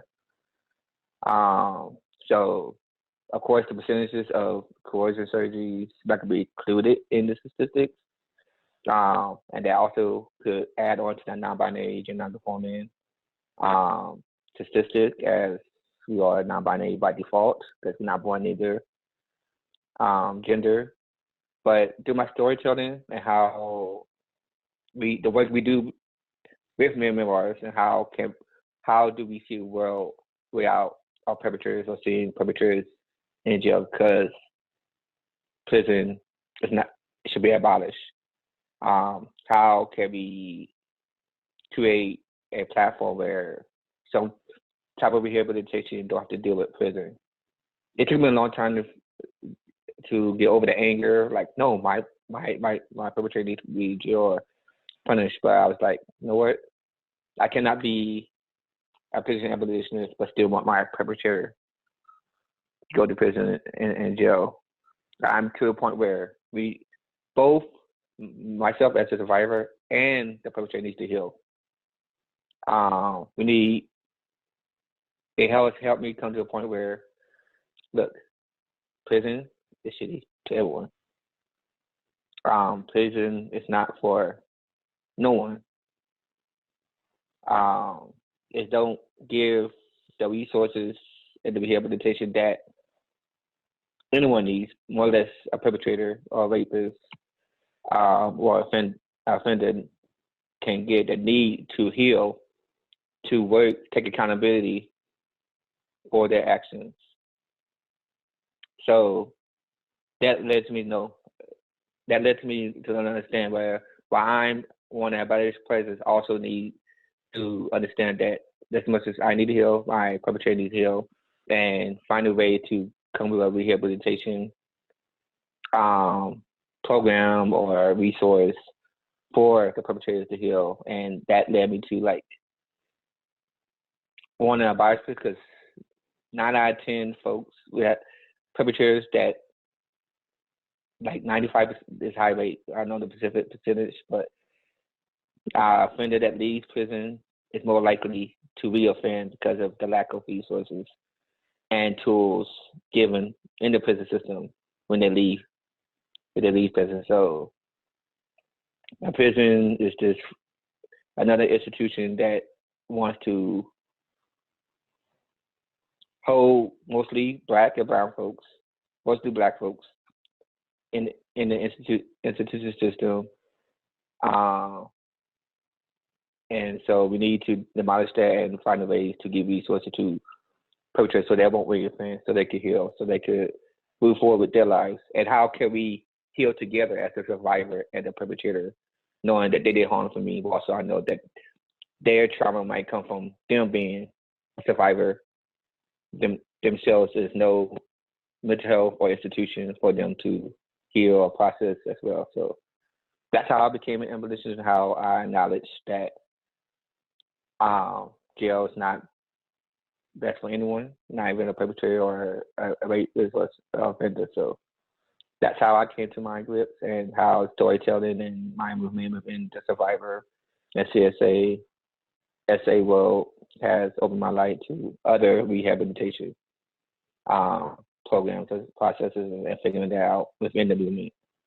So that's all I have to say on the matter. I will let Jaden say how he feels, how he became an abolitionist, and how he learned through his storytelling that, and how it politicized him in a way that abolition is not for everyone. So go ahead, take it on, Jaden. Thank you so much, Ducky.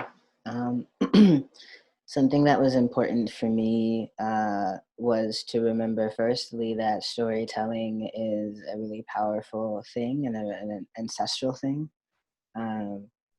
Before, we were writing things, I feel like my ancestors told stories in different ways. And so joining in the chorus of their storytelling was really important to me as a way to heal. And I never trusted the state because some of my abusers were agents of the state, law enforcement and whatnot. So I never thought to engage with them in that way because they were always violent towards me. But I wasn't necessarily an abolitionist at first. I did think, people got to be locked up. They got to, go to prison. But as I got older and, really recognized how prisons, one, are set up to primarily target primarily target BIPOC folks and mostly Black folks, I knew that it wouldn't be justice in any way, because it wouldn't, because of how racist the system already is. And I know that victims or survivors are often targeted as well. And especially for me, understanding how Black girls are adultified and not believed, and historically have been considered conveniently rapeable in this country, I knew that the state wouldn't believe me or wouldn't treat me appropriately or with care at all. Becoming an abolitionist, though, is when I realized how prisons and detentions, any kind of incarceration or institutionalization is a site where rape culture thrives and flourishes.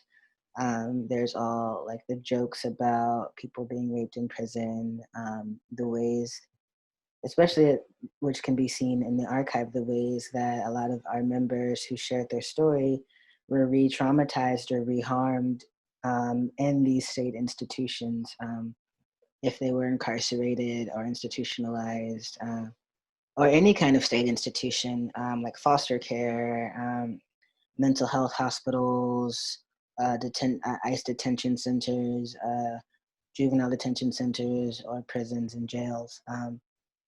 And so, like Ducky mentioned, I believe that there needs to be support for rehabilitation and community accountability. I think engaging with the state can just cause a lot more harm than good for not only for the perpetrator, but for also the survivor, especially as BIPOC survivors or QTI BIPOC survivors, because of how we're already more susceptible to state enforced violence. But what really, really shifted things for me was having an opportunity to code the audio archive and to see the endless evidence of how the state just caused more harm to the members who shared their stories in the archive. And so for me, what was really powerful in the interview process for the oral archive was there was a question about what can we do then with the folks who caused us harm? And for me, I do believe, like, what if there were early intervention for folks? Like a lot of the people who cause harm are also survivors who never had access to any kind of healing. It doesn't excuse their behavior at all, but it definitely can explain how they came to make some of the choices that they made. I had the opportunity November of last year with our Mirror Memoirs founder, Amita Swarin, and a couple of other folks to go to a prison and sit in a restorative justice circle with cisgender men and one non-binary person who were incarcerated for murder or sexual violence, and share my story. And in that circle, these were folks who had been in circle for about 18 months, and being in that circle showed me the power of space and time for folks to be honest about what they did and to be honest about what they experienced without being shamed. But at no point were folks being excused for their behavior either. And it was really powerful. So seeing an actual example, I mean, granted it was in a prison, but what if there were circles like that for people who cause harm as opposed to just being incarcerated?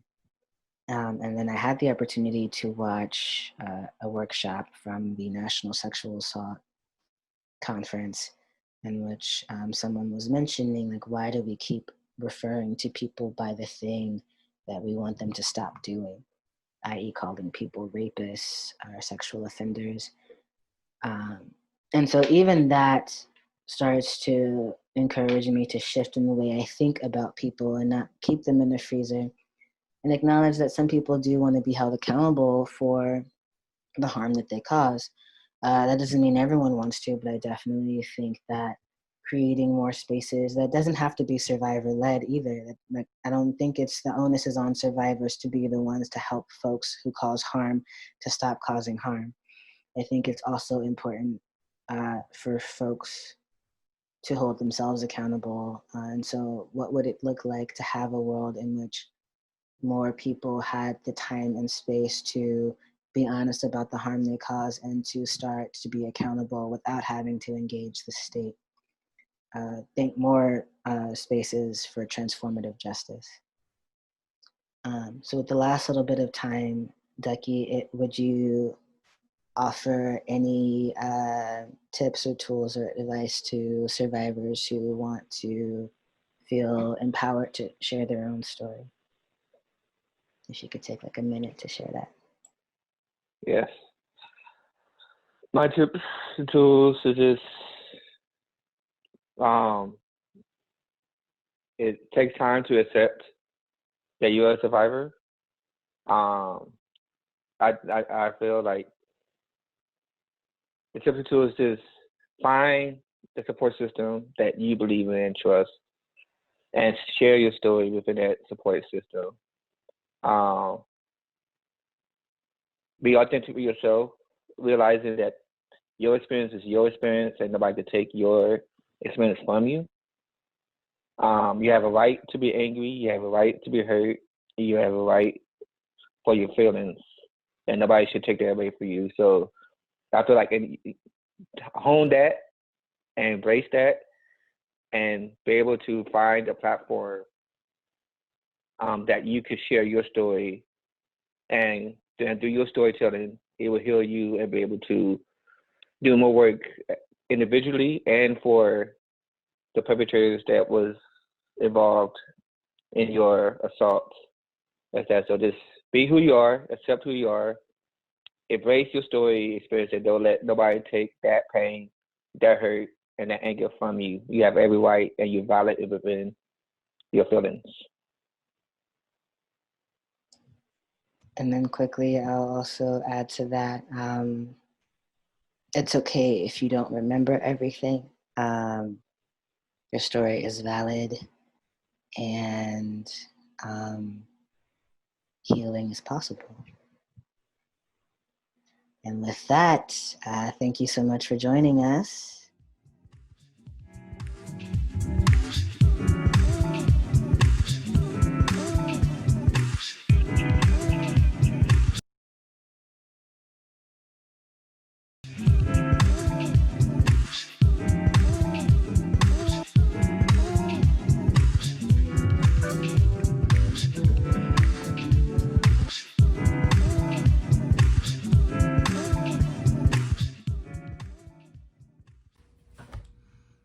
My name is Tina Chen. I am President and CEO of Time's Up. And at Time's Up, we are honored to be part of the steering committee for the Survivors Summit. I stand in awe of all of you for your courage, your tenacity, your willingness to step up and speak out and speak your truth. We stand with you at Time's Up, and we are working for a day when everyone will feel safe at work, will feel dignified at work, and will be able to reach their full potential. Hi, welcome to this panel. Today we are going to be talking about queer and trans survivorship and the uniqueness of approaching this topic from the different perspectives that we're bringing you. My name is Redvi Azad, and I am the Director of Education and Programs at the HEAL Project. The HEAL Project is an educational initiative working to prevent and end childhood sexual abuse through healing the wounds of sexual oppression and embracing sexual liberation. And I'm going to have Erica introduce themselves. Hi, my name is Erica Perez. I use any pronouns. I'm the Community Awareness Associate for the Network Lared. And the Network Lared is a social justice survivor-led organization that's working to end partner abuse, or as some folks know it, domestic violence in the lesbian, gay, bisexual, queer, trans, polyamorous, and kink communities. Thanks, Redvi. Hi, and I am Ignacio Hutiashaitik Rivera, and I am the founder and executive director of the HEAL Project, and I'm happy to be here on this panel. Yeah, thank you. What I love about this panel is that we all are working with survivor-led organizations, and that we have a strong focus on queer trans. Network Lared is exclusively queer trans focused. So I'm very curious about knowing more about the kind of work that you do and how you see the perspective that you bring into queer trans survivorship in your work. Yeah, Redvi. I think we try to focus, or we try to approach the work we do like in a very like survivor-led, survivor-centered kind of approach. So one of the things that we really value about our organization is that survivors are involved in all parts of our work. So they're volunteers, they're staff members, they're board members as well. And that's because we really try to hold on tight to the belief that survivors are partner abuse. Survivors in general are experts, like in their own experiences.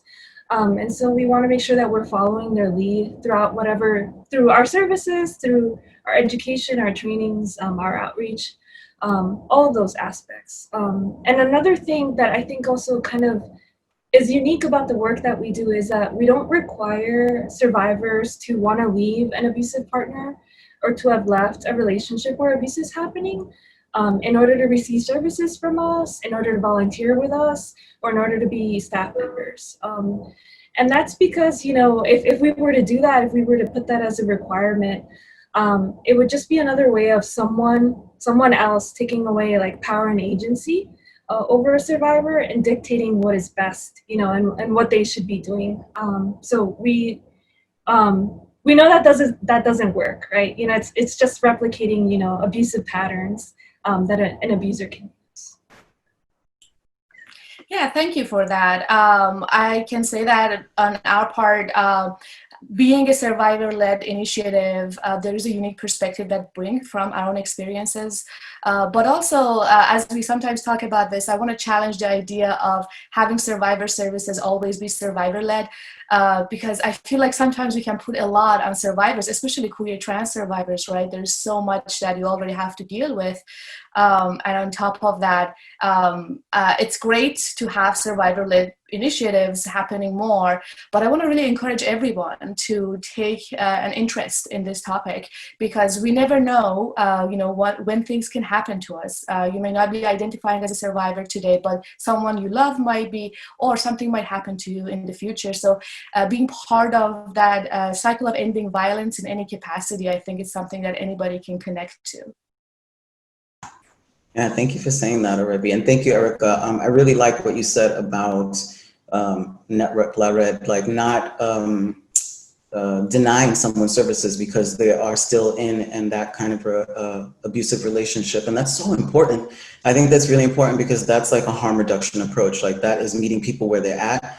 And we absolutely have to do that. We can't create another structure that's going to, oppress them more. And that, we believe that as well at the HEAL Project, like really meeting people where they're at in their survivorship, in their learning, in their parenting, because we do all of those things. And I think that a lot of people, I think this is the uniqueness of being, there's a lot of things, people of color, people at the margins, and doing this kind of work for other people at the margins, that it is, one, it's great to have that experience to share. And I agree, Redvi, like when people have that desire and drive and want that to lead because of experience, is beautiful, because I think leading from that really opens up a lot of avenues for people when they're looking for someone that experienced something just like them, like they truly understand. And at the same time, yes, if it's only focused on, this should only be led by survivors, then we're putting survivors in a position where they have to hold so much more than they need to. So I think it's a great opening to be there for the work, to teach, to mentor, if that is what is desired. And if it's not, just to freaking help people that they need the resources, right? I think it's both really, really important. So thank you both for bringing up that perspective. I actually really love to be talking more about, the cycle of sexual violence and what comes up in that, because in my own experience and also personally and professionally, being in abusive relationships, suffering sexual abuse, whether it was in the past or happening at the moment, can be a really isolating relationship, an isolating experience without even being queer or trans or a person of color, which are already isolating experiences in and of themselves. So talking about how, I really appreciate understanding the context in which not everybody can afford to be leaving every abusive situation, and thinking about abuse as something and trauma, something that's much larger than just the immediate relationships you are in. There are communities involved sometimes in this. There's this structure, the systems of oppressions we are in. There's just so many layers we have to work through, and always distancing ourselves from anything that is toxic is not an option for a lot of people, especially the more marginalized you are. So I want to hear more about issues, a little bit getting into the details of it. So I understand sexual violence, intimate partner violence, as a lot of problems around consent boundaries, toxic behaviors. So I'm curious, what is your approach, Erica, the Network La Red, around doing this kind of work with people who come to you and having those conversations? Yeah, I think one thing that y'all's work, the work of the HEAL Project, and the work that we do at the Network La Red, and the ways that we look at like sexual violence and child sexual abuse and partner abuse, I think one thing we'll have that it has in common is that these are non-consensual acts, right? These are acts that are done against a person, acts of harm and violence against a person, like without their consent. So when folks, like when survivors come to us, we have to do a lot of work around that, I feel like. There's a lot of guilt that is placed on survivors. who are made to believe, like, like if they hadn't done something, then their partner wouldn't have reacted in that way, and that's also part of the cycle of abuse that folks go through, right? An abusive partner manipulates, certain aspects of a survivor's lives, says things like, if you had just listened to me, if you had not talked to your friend, if you had stayed away from this person like I told you to, like, you wouldn't be going through this. So there is a lot of work that we have to do around that, having conversations about, you didn't consent to abuse. No one consents to abuse, and that's not something for you to own. And of course we do that following, like, where a survivor's at, right? Because we also don't want to tell them how they should feel about their own experiences too. So doing a little bit of work around that. And I know this might be a bit tangential, but when y'all talk about sexual violence, I also think about the sexual abuse that goes on, like within the context of a relationship where abuse is happening. And I think one of the other barriers that we hear often impacting queer and trans communities is that sexual abuse or sexual violence doesn't happen in our communities, which is not true, right? Because anyone can be a survivor. And I think that also has the effect of a survivor feeling like questioning themselves, like minimizing their own experience, being like, was that actually like assault? Was that actually rape? If I'm taught that women can't be raped, or women can't rape, it was that rape, then was that sexual assault? If I'm taught that men can be raped, was that my experience? So those are some of the things that we also see too. Oh, you brought up a lot of good stuff. I was just taking a lot of notes because I was like, oh, yes. Yes, I see that thread as, that non-consensual thread, also power. And if the abuse is, has sex involved, which almost always has, if you're in a relationship, then there's sexual abuse and emotional or financial and all the other ways that someone can be abused. And there is the non-consensual piece, there's the guilt piece for sure. Like when we think about children who are being sexually abused, sexually assaulted and raped, and I just want to bring that out because we often don't talk about the rape of children. We're so scared to talk about it, and children get raped. And so when we think about that, we think about the guilt, we think about the grooming. So it is a different age range here, but they're kind of using the same freaking tools to dominate and control, and to isolate, dominate, control, and isolate. Those are the tools right there. And I see a very clear connection in those behaviors and then possible outcomes of those behaviors for the, the harm doer and for the survivor. So it doesn't serve anybody. It's just a huge thing. So, and then when you talked about, like this doesn't happen in our community, that's so connected to like how we talk about when trauma happens in communities that are already so rampant with oppression and discrimination, because we want to survive. And so it's like, if this thing is happening, it's like, we can't say this thing is happening in our community, because then it will just add to the idea that we're all broken and messed up and we can't do anything and we shouldn't have children and all of the things that people say, well, if you live this life, if you've had this experience, then this is what's going to happen. Or they say like, so we can't have this in our family. We have to hide it. So even if you're not the harm doer, you're implicit in the harm because you're hiding it and you don't want to talk about it. And so I see this happening in POC communities. I see this happening in LGBTQI communities. Like anytime a community has struggled to be visible, once you're there, it's like you can't go backwards. And so it just completely screws us up even more because we're engaging in this very same isolation. Yeah, and thank you for saying the piece about like this idea that women can't rape. My abuser was a girl, a woman. One of them was. And this has been like a huge piece of my work to be seen as a survivor, that this is, Redvi and I talk a lot about good survivors and bad survivors. And I'm sure there's some communication there about, people in intimate partner and domestic violence situations, because people have ideas about these people. Like, oh, that person, why didn't they call the cops? Why didn't they do this? Why didn't they do that? It's all blaming the person, you know? And it's like, we get put all that stuff gets put on us, right? And so the idea that women can't rape really just goes back to the bigger idea that I think that the HEAL Project always talks about. We talk about sexual liberation, but when we talk about sexual liberation, we want to expand that idea, because usually when we say sexual liberation, I think people think of, you know, like naked white people running around in the woods having sex with each other, and that's just like totally liberation because that's what the media has fed to us about what liberation could look like.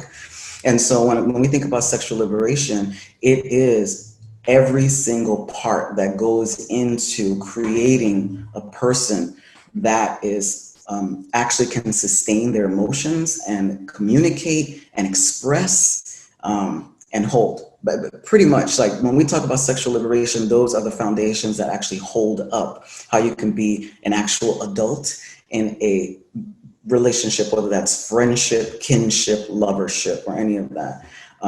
And so that idea goes back to gender roles, and how women and men are in this world that completely is a disservice to the work that you do, Erica, because and then it's like, I worked in DV in the LGBT community about 20 years ago, and it was convincing people that domestic violence actually happened, you know?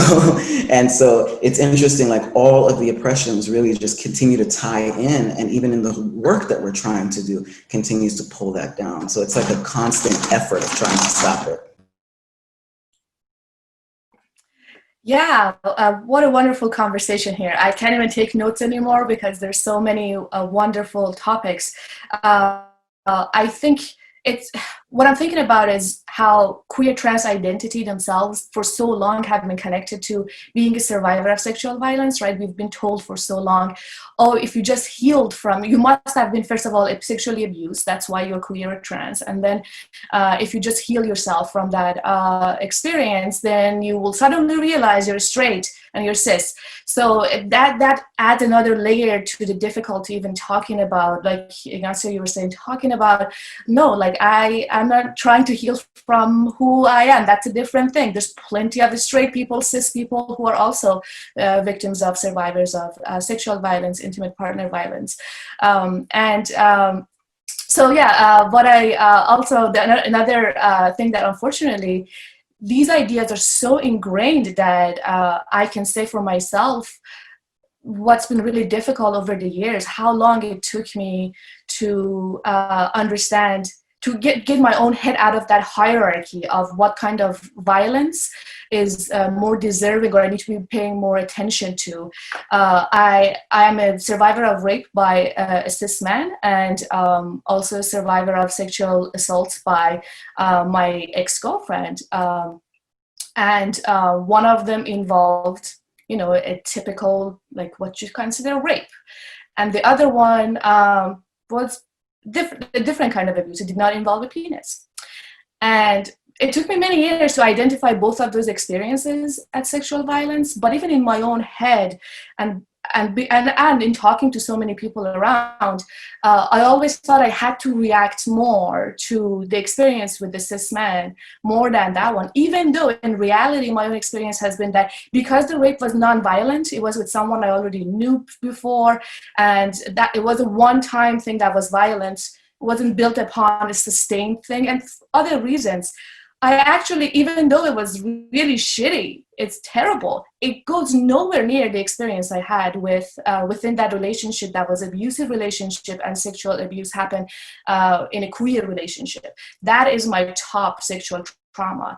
But it took me so long to even detach myself from that hierarchy because we think, oh no, anytime rape is happening in that straight way, that is the most harmful to everyone, regardless of context and anything around it.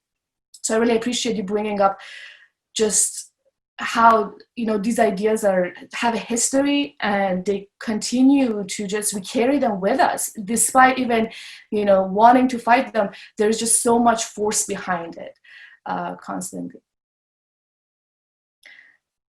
Mm-hmm. Could I add something actually? Of course, yeah. Y'all are bringing up so many great things, honestly, and I'm really happy that we're having these conversations. I think there are conversations that we have amongst like maybe like a predominantly cis straight like audience, right? Like the superficial conversations, the conversations of I'm trying to get you to see me as a survivor, get you to understand that this happens in our communities.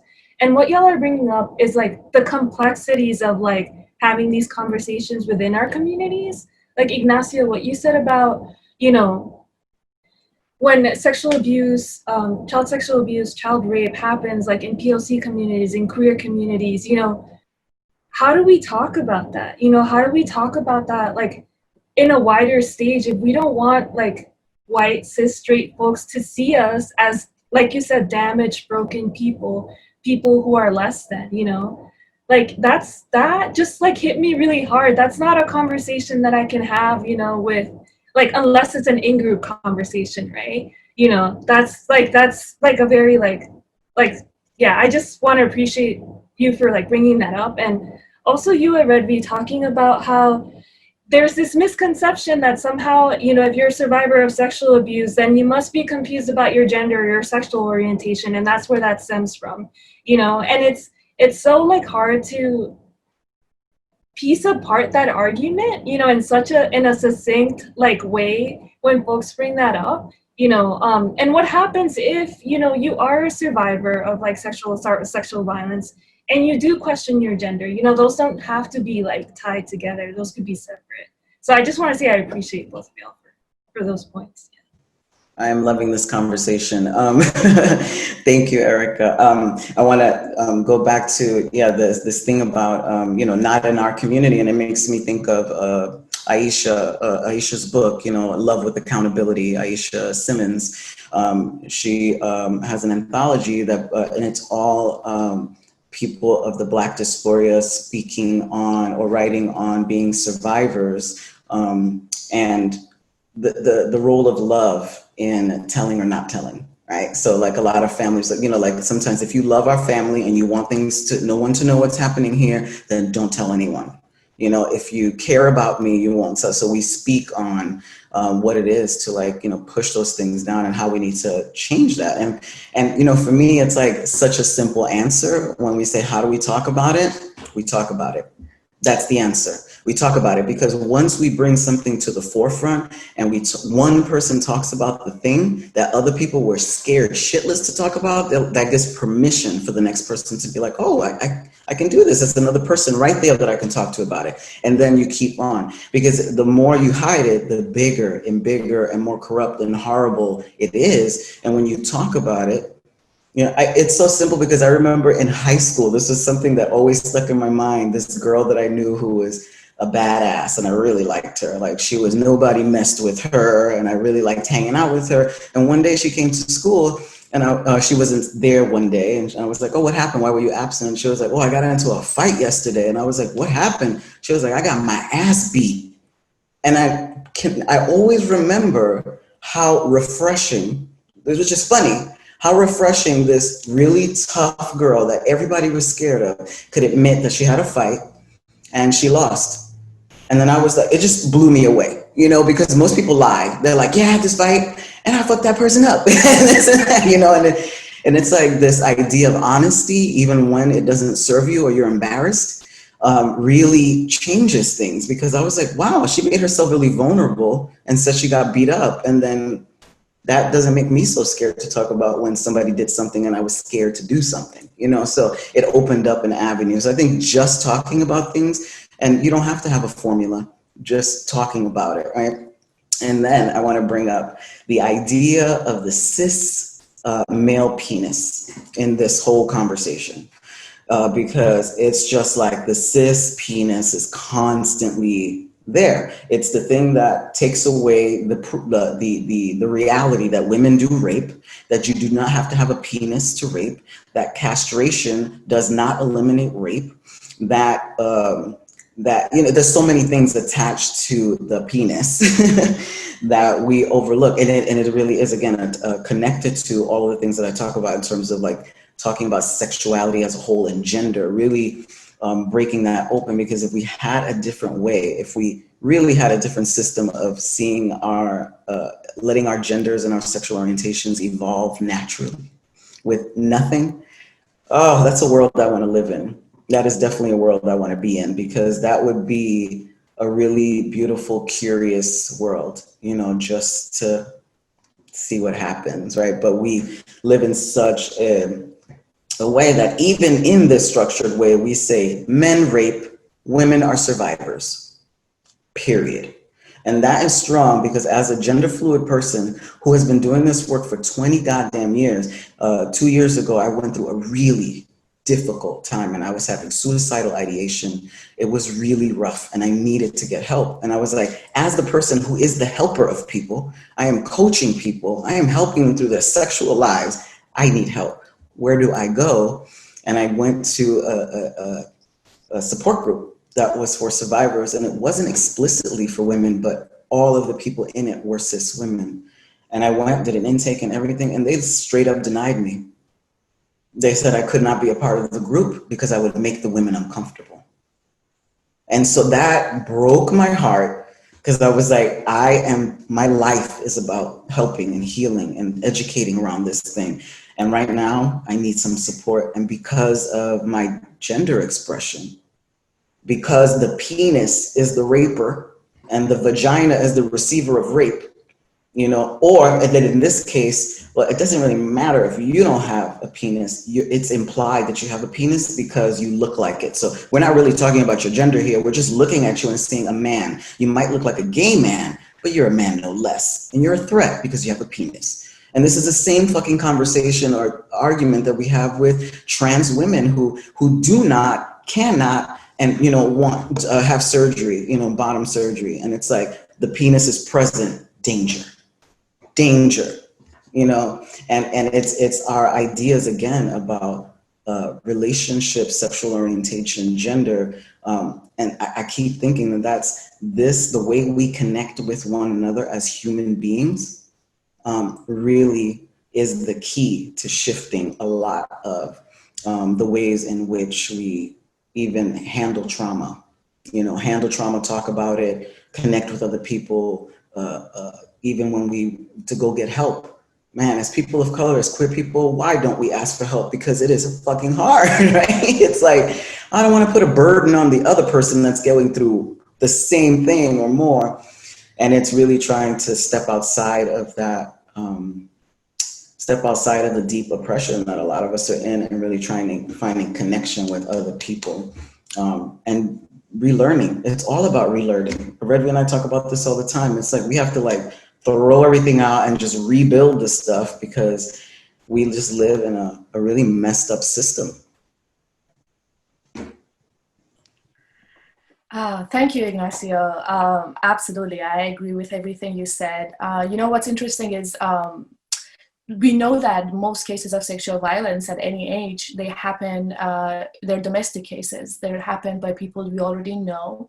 They're in our lives. And so that connection between sexual violence and domestic violence, intimate partner violence, that is something that the HEAL Project really focuses on, because then it becomes about relationships, right? And how we show up in relationships, how we're building relationships.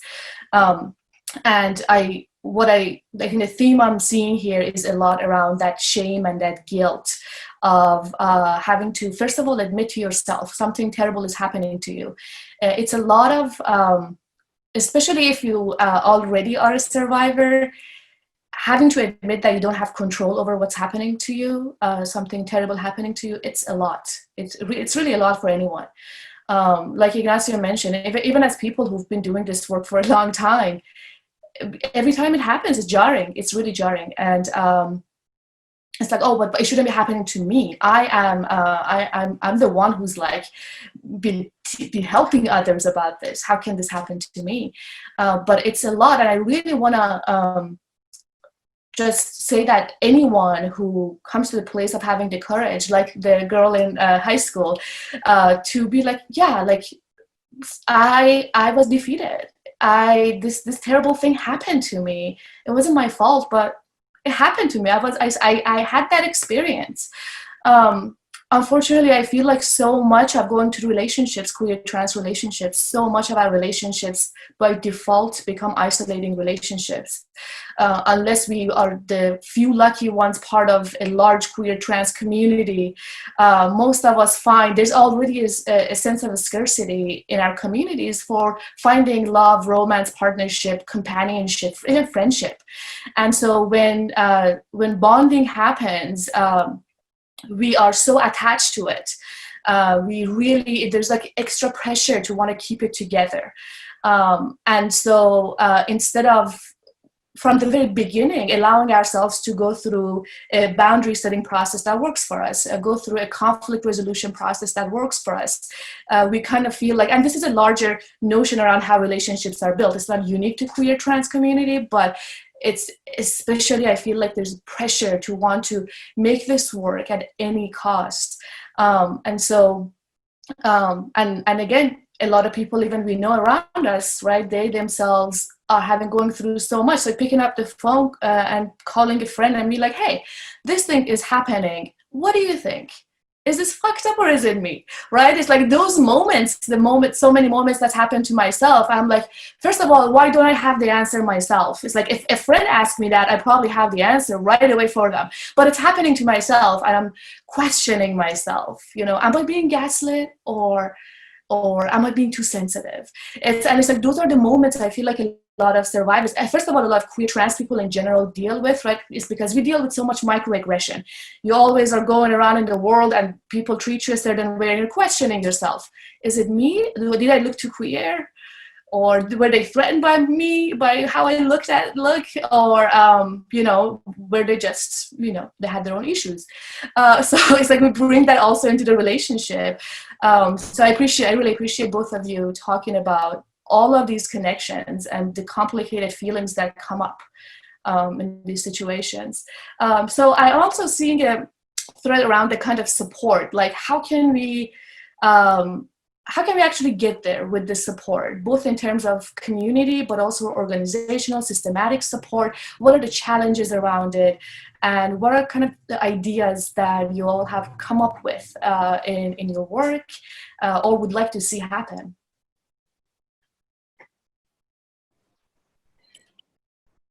Do you want to go first, Ignacio? All right. So I always bring up this concept of community healing. Community healing is vital. I think that it is absolutely vital. I don't think healing could happen in and of itself.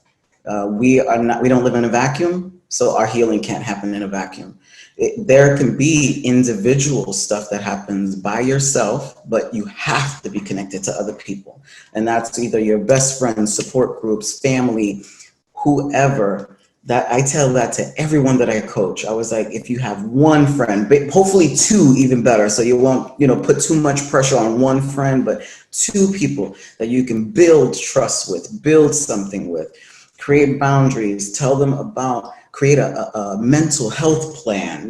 Like I've done this with a lot of my friends. It's like, sometimes I have I go in through my anxiety or depressive states and I know what I need. So when I contact my friends, I say, I'm in this space, and they know what they can do for me to help, because there's a document that exists that says, when I don't talk to you, when I don't bathe for 5 days, when I don't do this, this is how you can help me. And I don't have to verbalize it in the moment that I am like feeling like I want to die, And so this is a forward thinking, and this is a part of the healing too. It's like, we have to learn how to not just survive in the moment, because we're motherfucking survivors. We're all survivors.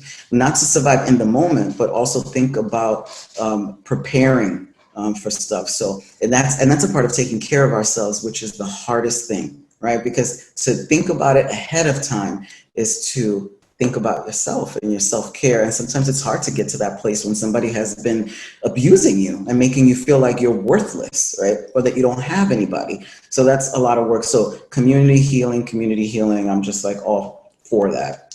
And I know how difficult it is, because we have to share the most vulnerable parts of ourselves. But just think about the ramifications when we don't. This is so much greater when we don't share ourselves. And I strongly believe that every movement needs to be talking about sexual violence, and even specifically child sexual abuse. I believe that all organizations should have support for survivors, because in every business, every university, every whatever you want to say, the whole world, there are survivors. People are struggling every day just to show up, get out of bed, how to communicate with people, how to even have, when we think about boundaries, we only think about them in the context of our romantic relationships, but these are boundaries even with work. If you don't have boundaries in your own, with your own self and with other people that you love, it's going to be even harder to go to a work environment and create boundaries and negotiate with the people you work with. So this ripples throughout our lives. It's not just our sex lives. As we often say, CSA is not a childhood issue, it's a lifelong issue. And domestic violence, intimate partner violence should be everybody's issue. Because when we see things, we need to help people, we need to support people, give them information. And this is the piece about community, and I'm gonna bring it up. Living in a capitalist society, we are told to just have, it's about us. Find your family, have children, and have the American dream and stuff. And what I love is that as queers, we challenge that shit all the time. We have really created beautiful ways of how to love each other, how to have community, and how to have family. Now we got to go the extra step.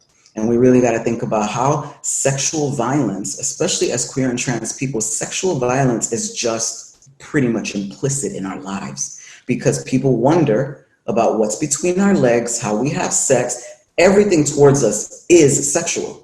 Everyone makes it sexual. So in and of itself, it is sexually violent to actually even exist as a queer person in this world, in a mainstream cis het society. So I believe that all movements, all organizations actually have to create programming that does support survivors. They need to support survivors. They need to have it in their budget to, so if it is possible, support the families as well, whatever that could look like, because that ripples into everyday life, every part of society. And if we don't grapple with the things, especially that begin in childhood, it'll never get fixed. It will never get fixed. We have to go back to those moments. We have to go back to those moments of trauma. Redvi and I talk about this all the time. It's like, I truly believe that as adults, most people, maybe all people that are struggling with some sort of trauma, it is based in their childhood. It is based in their childhood, whether it is neglect from people, one thing that happened that affected the rest of your life, or a consistent building upon of something. Many people that have, I have abandonment issues because a parent left. I have issues with trust because I was sexually abused when I was a child. I have, and so when I talk about the trajectory part of if you're a survivor of CSA, there is a possibility that you could be blah, blah, blah. And I want to be clear about that piece. It's not because that person is a survivor, not at all. The reason why the trajectory happens is because we haven't addressed everything that we're talking about right now. Just because the abuse stopped doesn't mean that there is nothing that needs to be worked on. Trust has been completely damaged. What are boundaries? The person that's supposed to love me the most just did this horrible thing to me. So what is friendship? What is love? You are completely, confused about that. So it makes sense that when you get older, either a harm doer will notice that in you, because they're good at noticing those things. They're good at grooming and finding people who have been harmed, who need love, who need care. And they jump on that and they use it. So to me, it's not because the person, you got abused and now all this shit's gonna happen. It's because of the way perpetrators or harm doers work. And it's I need this love and care and stuff. And they're like, oh, easy target, right? Because this person probably hasn't had the love, skill, resources, and tools to understand that thing that happened didn't just stay there. It's still with you.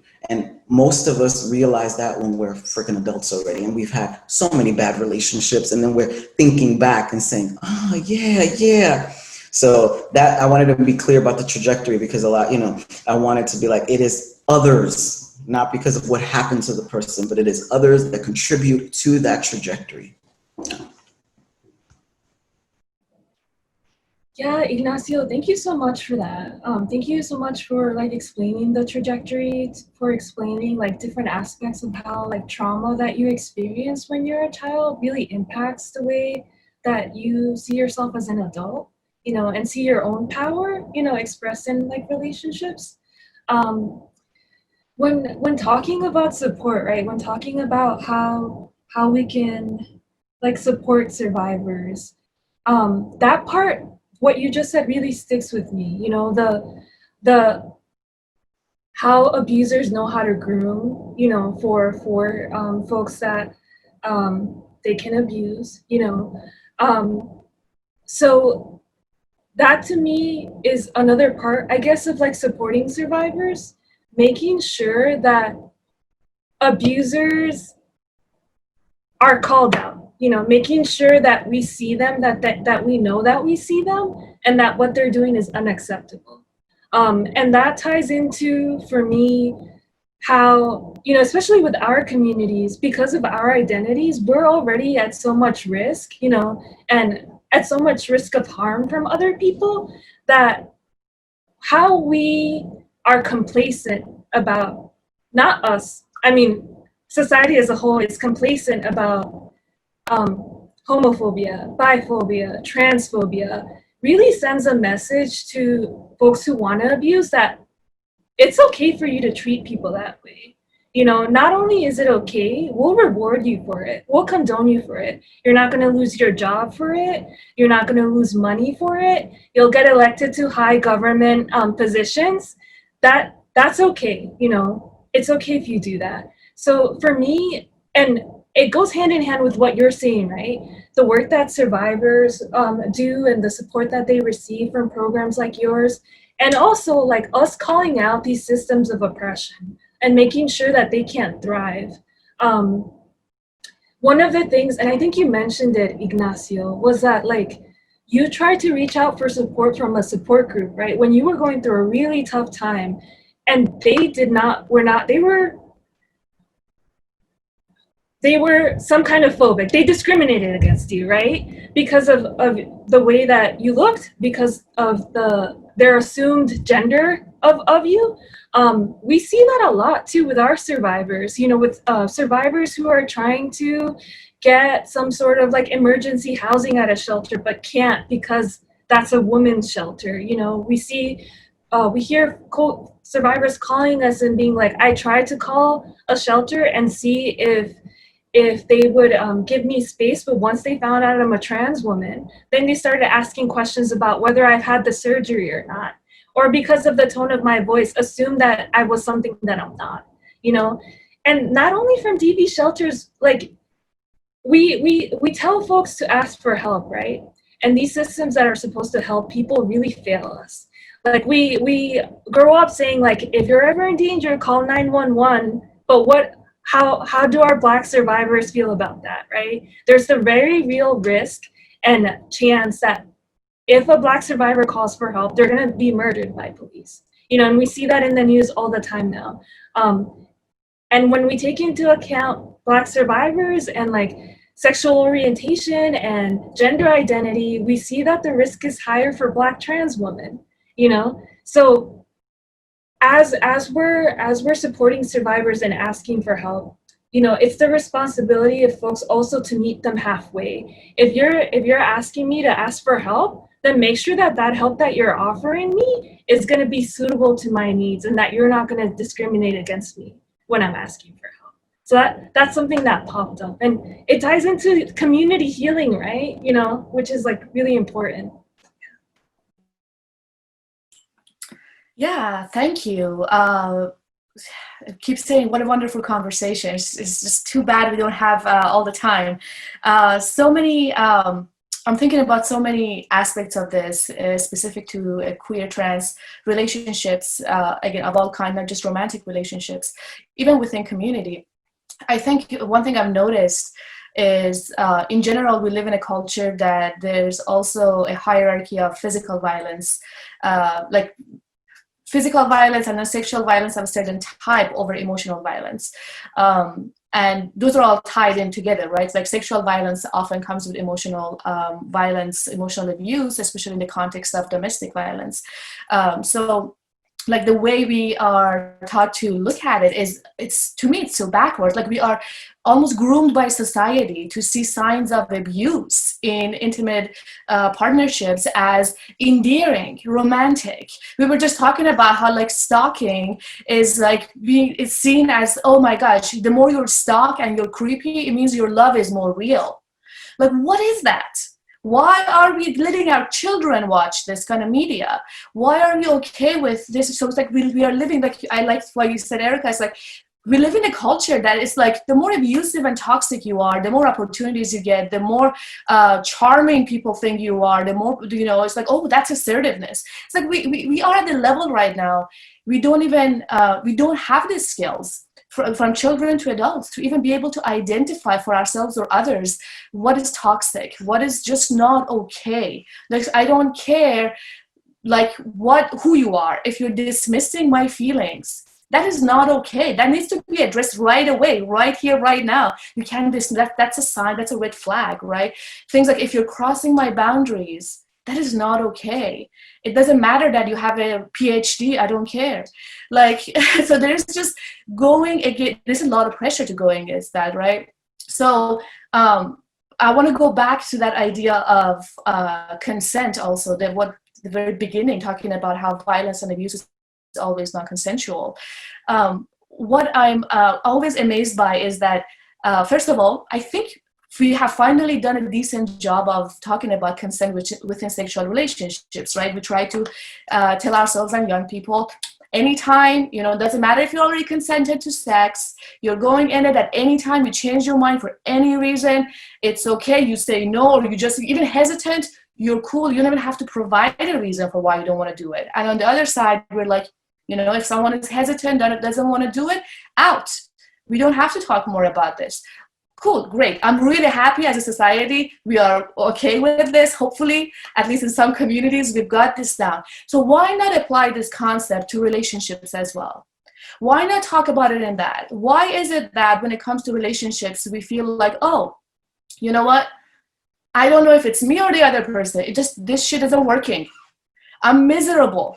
I'm constantly stressed. I'm constantly walking on eggshells. Because a lot of times, I feel like for folks, especially marginalized folks, queer trans folks, to get from the place of I'm really not feeling great about this relationship to, oh my gosh, I'm in a toxic relationship. Oh my gosh, I'm in an abusive relationship. That might be just a lot for a lot of people to get there. But why do we need to get there? My question is that why can't we just apply the same consent principles to relationships? If it's not working for you, take a pause. You don't have to even end it. Take a pause. See what's happening here, right? But again, the relationships, because another pressure is that we measure the success of a relationship first and foremost by how long we've been together. As if somehow that says anything about the quality of the relationship, anything. So anyways, those are some of my thoughts around just like how these ideas of consent boundaries and how as a society not having the skills to really respond to these patterns, right, we suffer from. Oh, you just brought up some good stuff. So it is, to me, there's this thing about either the hyper focus on sex or the elimination of sex. So we hyper focus on sex when we talk specifically about consent. Like you can consent to say no, you can change your mind. We talk specifically about sex when we talk about pleasure, sexual liberation. We focus on the actual mechanics of sex as those things.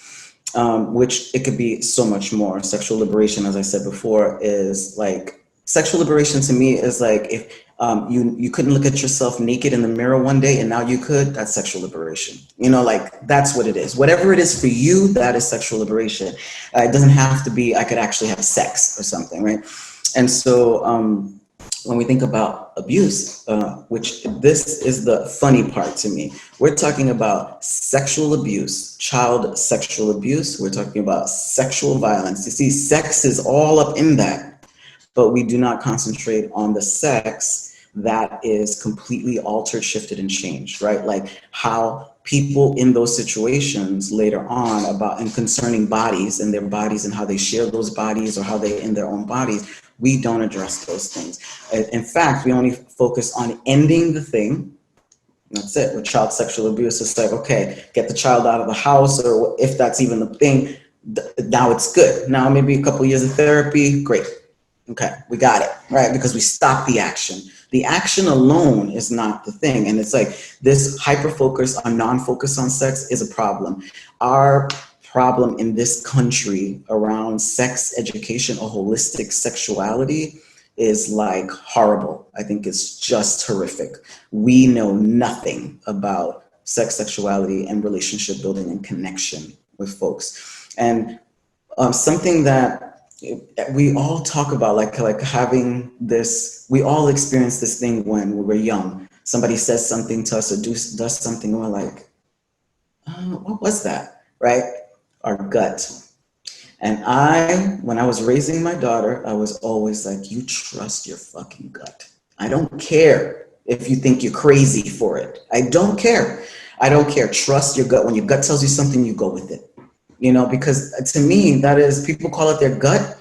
Some people call it their sixth sense. Other people call it spirit. Some people say these are our ancestors talking to us. However you get those messages, I believe that we don't trust our own selves. And this is a part of our own emotional maturity, which we do not have.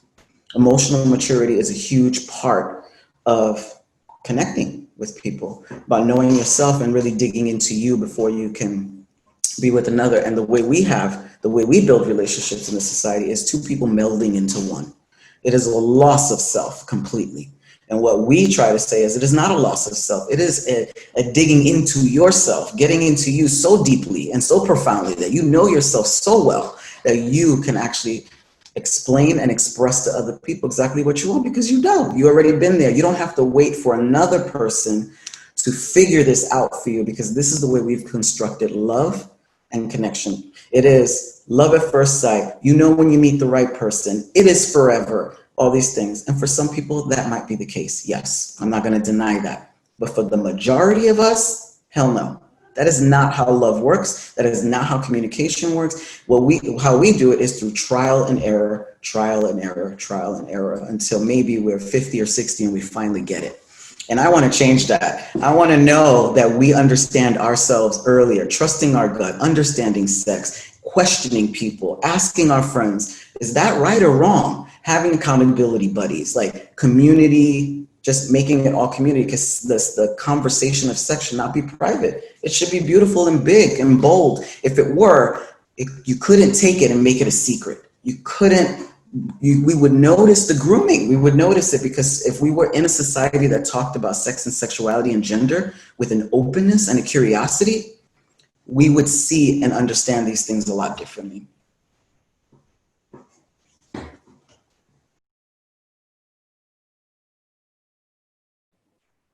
Yeah, there's a lot to think there, Ignacio, about how we talk about love and sex.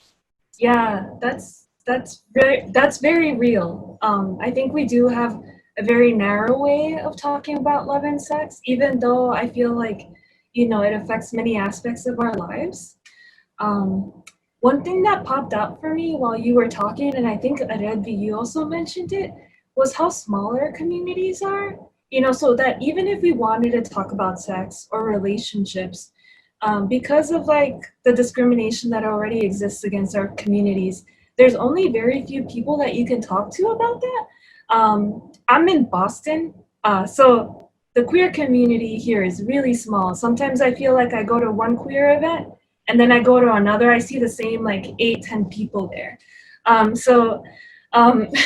How we see that, well, how I see that reflected in our work too with like survivors of partner abuse, is that it makes it hard, I think, and I think y'all mentioned this already, it makes it hard for someone to leave a relationship.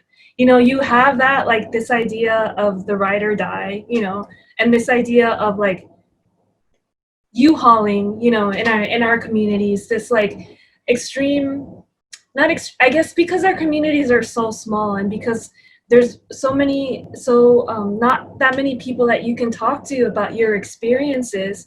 It makes it harder sometimes to, like, if you've committed a certain amount of time in a relationship, to leave that relationship. And we've also seen that survivors too also share the same friends, that they have friends in common with their abusers. And so if they're thinking about leaving a relationship where abuse is happening, they also have to consider, if I leave this relationship, am I going to leave my community behind as well? Does that mean that I'm not going to have friends outside once I tell folks that this is what happened, that this is what Sam or Alex did? Am I going to lose those friends too? So that's like a second loss of family if you have a family who isn't accepting of your identities. That's like taking it a step further. Yeah, and we didn't even mention, but I'll just put it out there, like that's even like probably tripled and quadrupled when you're thinking about a person who is disabled and their partner is their helper and their provider, their access person.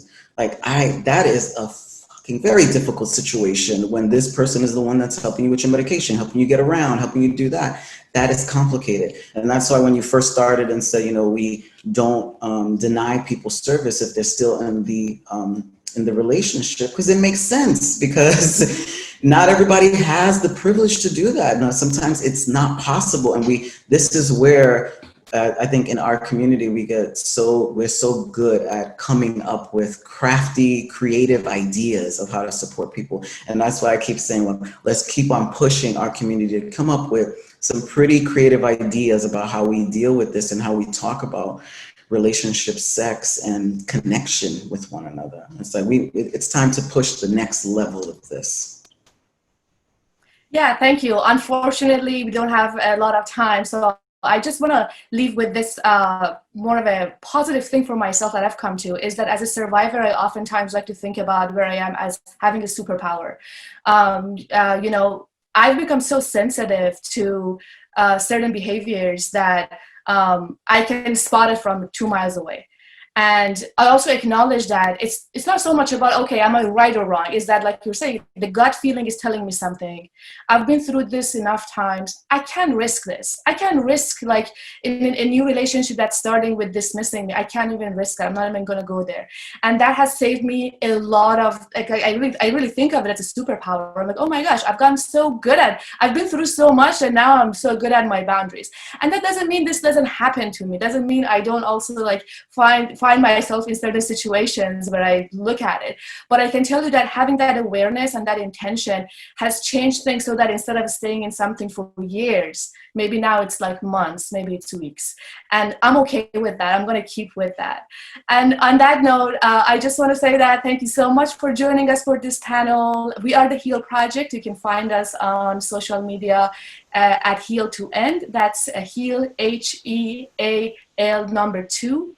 END, and our website is healtoend.org. And Erica, would you like to introduce? Yeah, I'm really happy to have been on this panel with y'all, to have shared space with y'all and learn more about the work that you do. You can follow the Network Lorette at our website, which is tnlr.org, so short and sweet. We're also on Facebook and on Twitter, and you just put in the name of our organization without the backward slash, so it's the Network Lorette. Thank you so much. Thank you. Thank you. Thank you.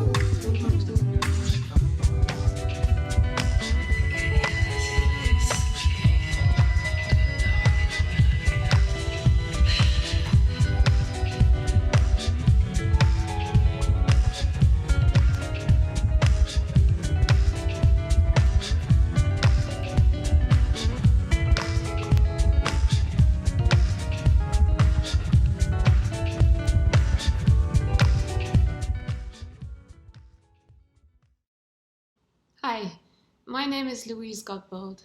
I'm the Executive Director of ECHO, a nonprofit that supports trauma survivors. I myself am a Weinstein survivor. One thing I know about trauma is that we lost power and control to protect ourselves during the time of the trauma, and therefore the most important principle of trauma recovery is to regain our power and control over our lives, our recovery, and our narrative. That's why I support the work of the Survivors Agenda. It's been almost 3 years since millions of us raised our hands and voices to say Me Too. Since then, we've seen incredible strides and experienced some amazing wins.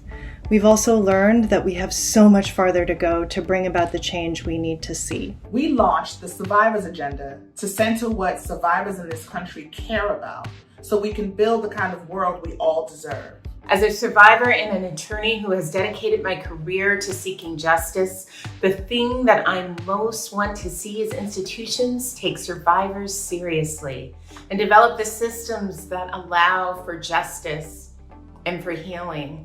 As a survivor, the things that I care about most are ensuring that all survivors are heard and supported, no matter their zip code, immigration status, ethnicity, or any other reason. There's power in our numbers, and an end to sexual violence needs all of us. We are resourceful, resilient, and ready. Hello, everyone, and thank you for joining this session entitled Beyond 9 to 5, Promoting Financial Security and Stability for Survivors.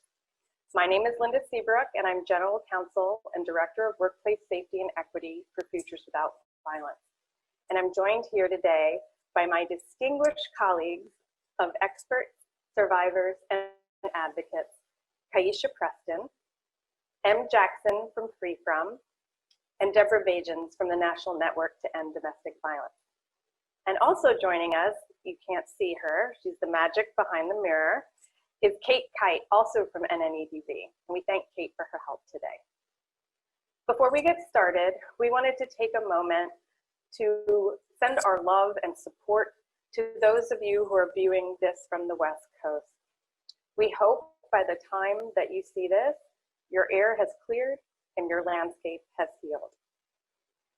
So what we're going to talk about today is financial security and stability for survivors.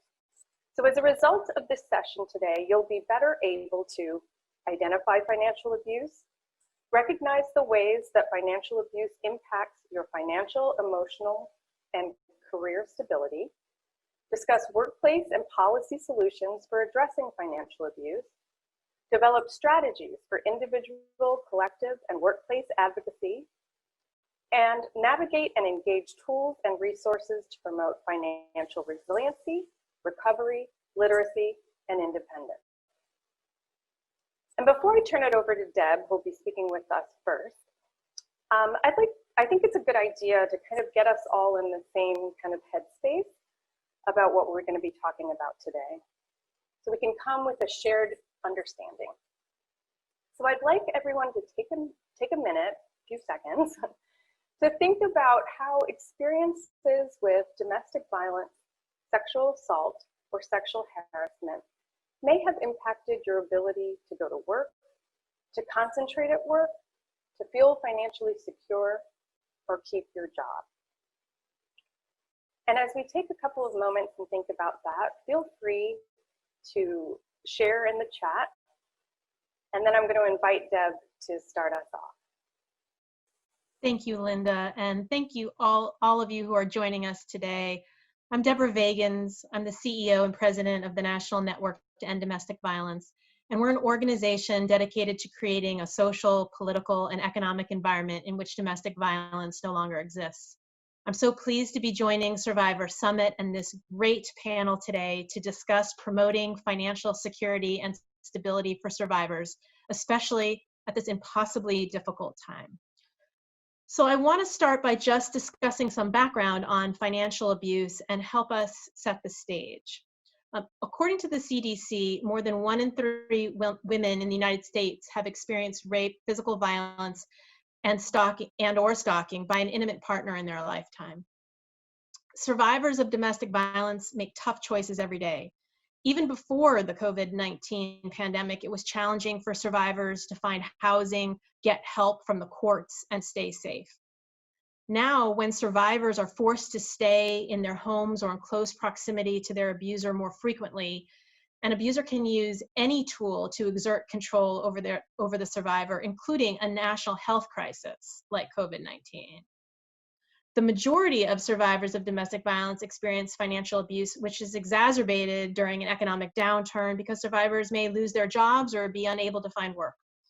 And if a survivor has lost her job and money to pay rent, with minimal access to paid time off or lack of unemployment insurance, survivors can be dependent on an abusive partner for housing and support.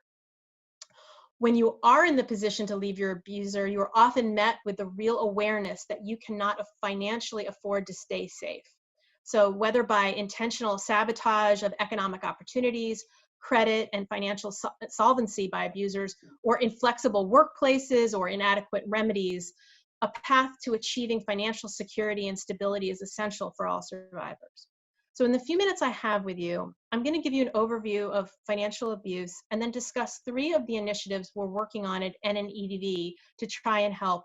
And my colleagues will be talking about all of the amazing work that they are doing as well. So financial abuse is a common tactic used by abusers to gain power and control in a relationship. It can keep survivors trapped in an abusive relationship, as we've talked about, because their financial choices are fewer, and deeply diminishes the survivor's ability to leave and stay safe after leaving an abusive partner. Research actually indicates that financial abuse occurs in 99% of domestic violence cases. So there are some common methods and examples, and these are by no means all of them. But financial abuse can look like sabotaging work or employment opportunities by harassing the survivor at the workplace, causing the survivor to lose his or her job by physically battering them prior to important meetings or interviews, forbidding the survivor from attending job training or advancement, cutting up work clothes, running up large amount of debts on joint accounts, or refusing to pay bills and ruining the survivor's credit score. So leaving an abusive relationship can leave a survivor in an impossibly difficult financial situation and has long-lasting effects, which can lead to longer-term problems, loss of job, ruined credit, being evicted or losing housing opportunities, or having success in current and future jobs or in education be sabotaged. So that is what leads to our work. NNEDV's Economic Justice Project was founded to respond to and address and prevent financial abuse. And as I mentioned, I'll talk about three components of the work we do. First, we work with advocates. We strengthen survivor advocates' financial skills so that they can better assist survivors of domestic violence, moving from short-term safety to long-term security. So using the Moving Ahead curriculum in partnership with the Allstate Foundation, we employ a train-the-trainer approach to deliver financial literacy lessons to survivor advocates across the United States through our network of state and territorial domestic violence coalitions and their local member programs. So this curriculum has 5 modules, which you can also access online, and it covers basics about understanding financial abuse, learning financial fundamentals, mastering credit basics, building financial foundations, and creating budget strategies. So we're looking at safety planning, budgeting, credit, loans, and long-term planning. Second, under our Independence Project, we work directly with survivors of domestic violence in rebuilding credit scores that have been damaged as a result of financial abuse. So that's credit building and credit repair with survivors through microlending. So in this project, a survivor can apply for a credit building microloan of $100 to repay the loan over the subsequent 10 months with no interest.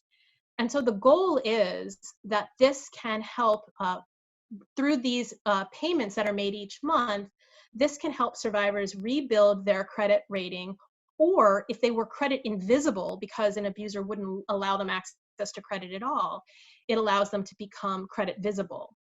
We track the payments made by the survivors, and then we undertake the necessary reporting to the 3 credit bureaus. We're lending in every state. And since we launched the project in 2017, more than 384 borrowers have successfully completed their microloan payments. And on average, borrowers have credit scores of 638 upon completion, or have increased their credit score by 25 points. And those who have entered the project as credit invisible complete the program with an average score of 337.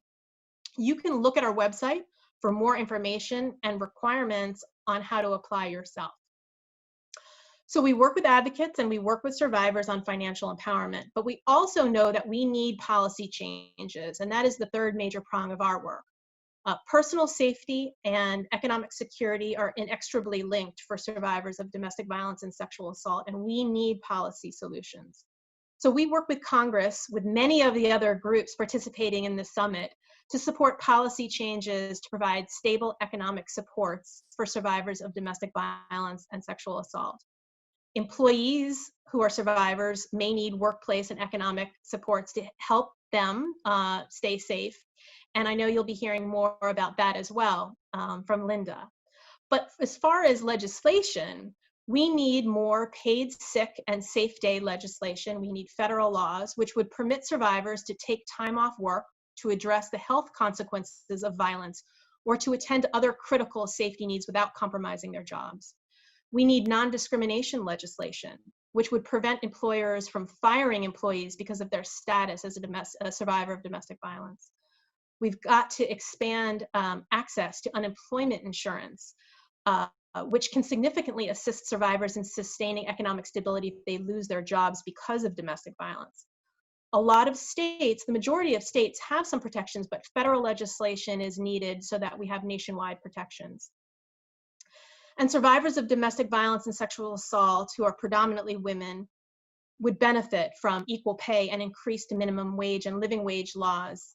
As long as women, and predominantly women of color, make less than men for performing the same or similar work, survivors' ability to gain financial stability and independence is hampered. And of course, if COVID has taught us anything, we must have access to affordable, quality childcare, robust healthcare, and access to social safety nets like TANF and SNAP and SSDI. Finally, just wrapping up on the policy section, I will say that the pandemic and the nation's response to it has further exposed the already existing inequities in our culture in access to healthcare and healthcare outcomes, in employment and economic supports, and more. We know that sheltering in place is not a viable option for frontline and essential workers, many of whom are women, particularly women of color, already facing the disproportionate impacts of historical trauma and discrimination and violence, while now facing increased exposure to the virus.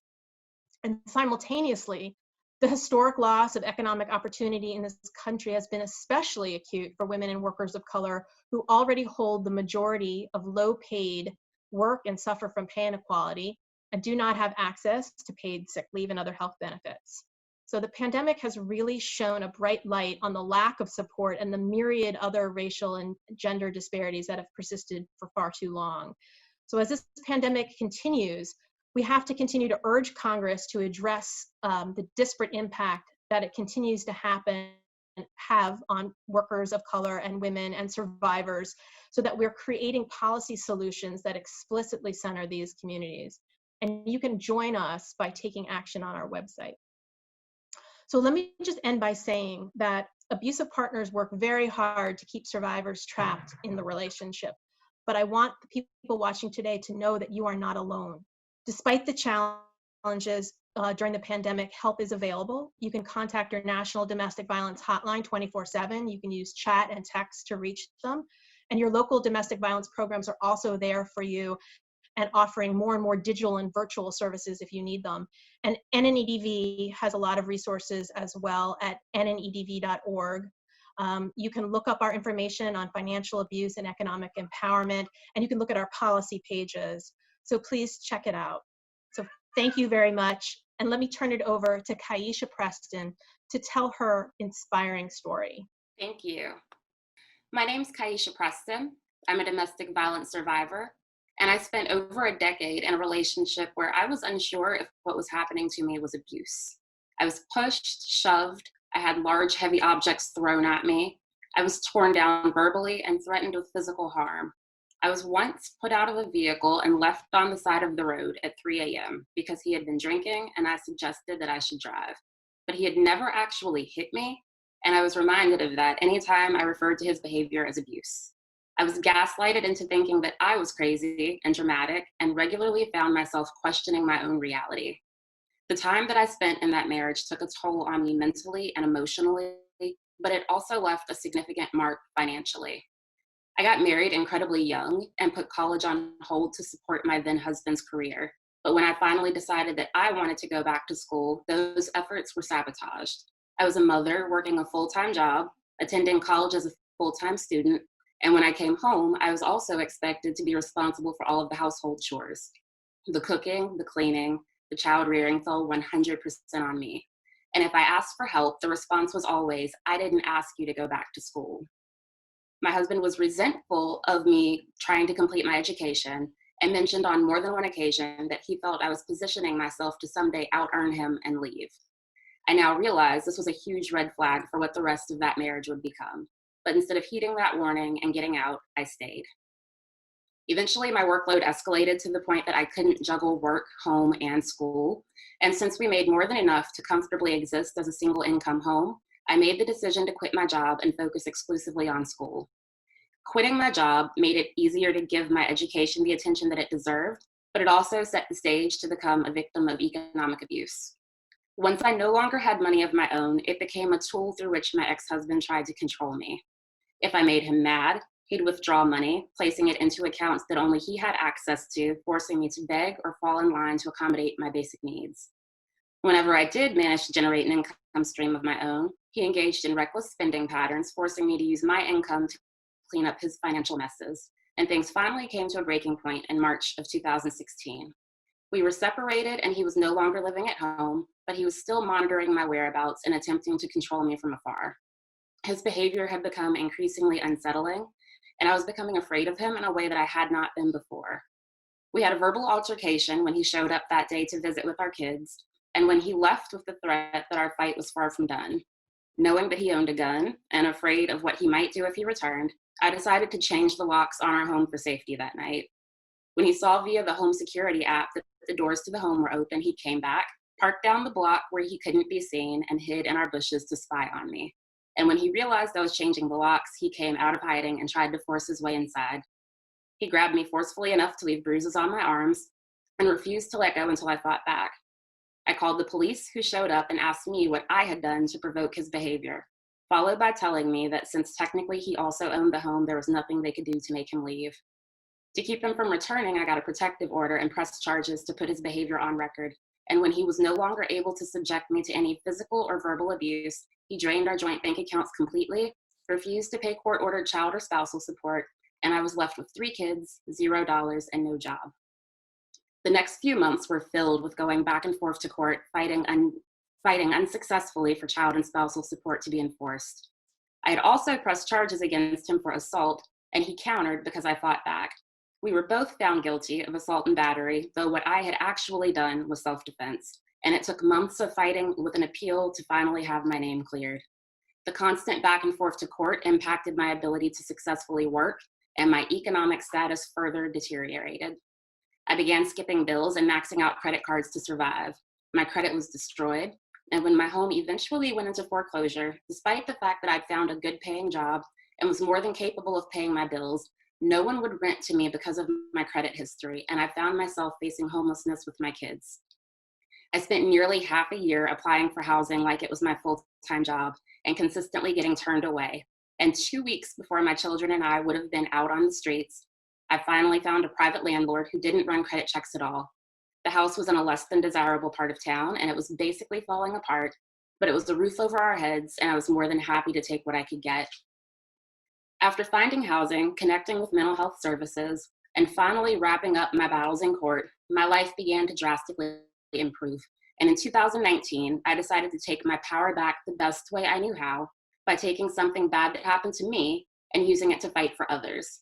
That year, I worked with my state delegate and wrote the Virginia Domestic Violence Victims Protection Act, which was signed into law by Governor Ralph Northam on March 23rd of this year. This law helps victims of financial abuse avoid the housing challenges that I faced by removing the barriers that I encountered as a result of credit check requirements. I've since been invited to the U.S. House of Representatives for a congressional briefing on violence against women.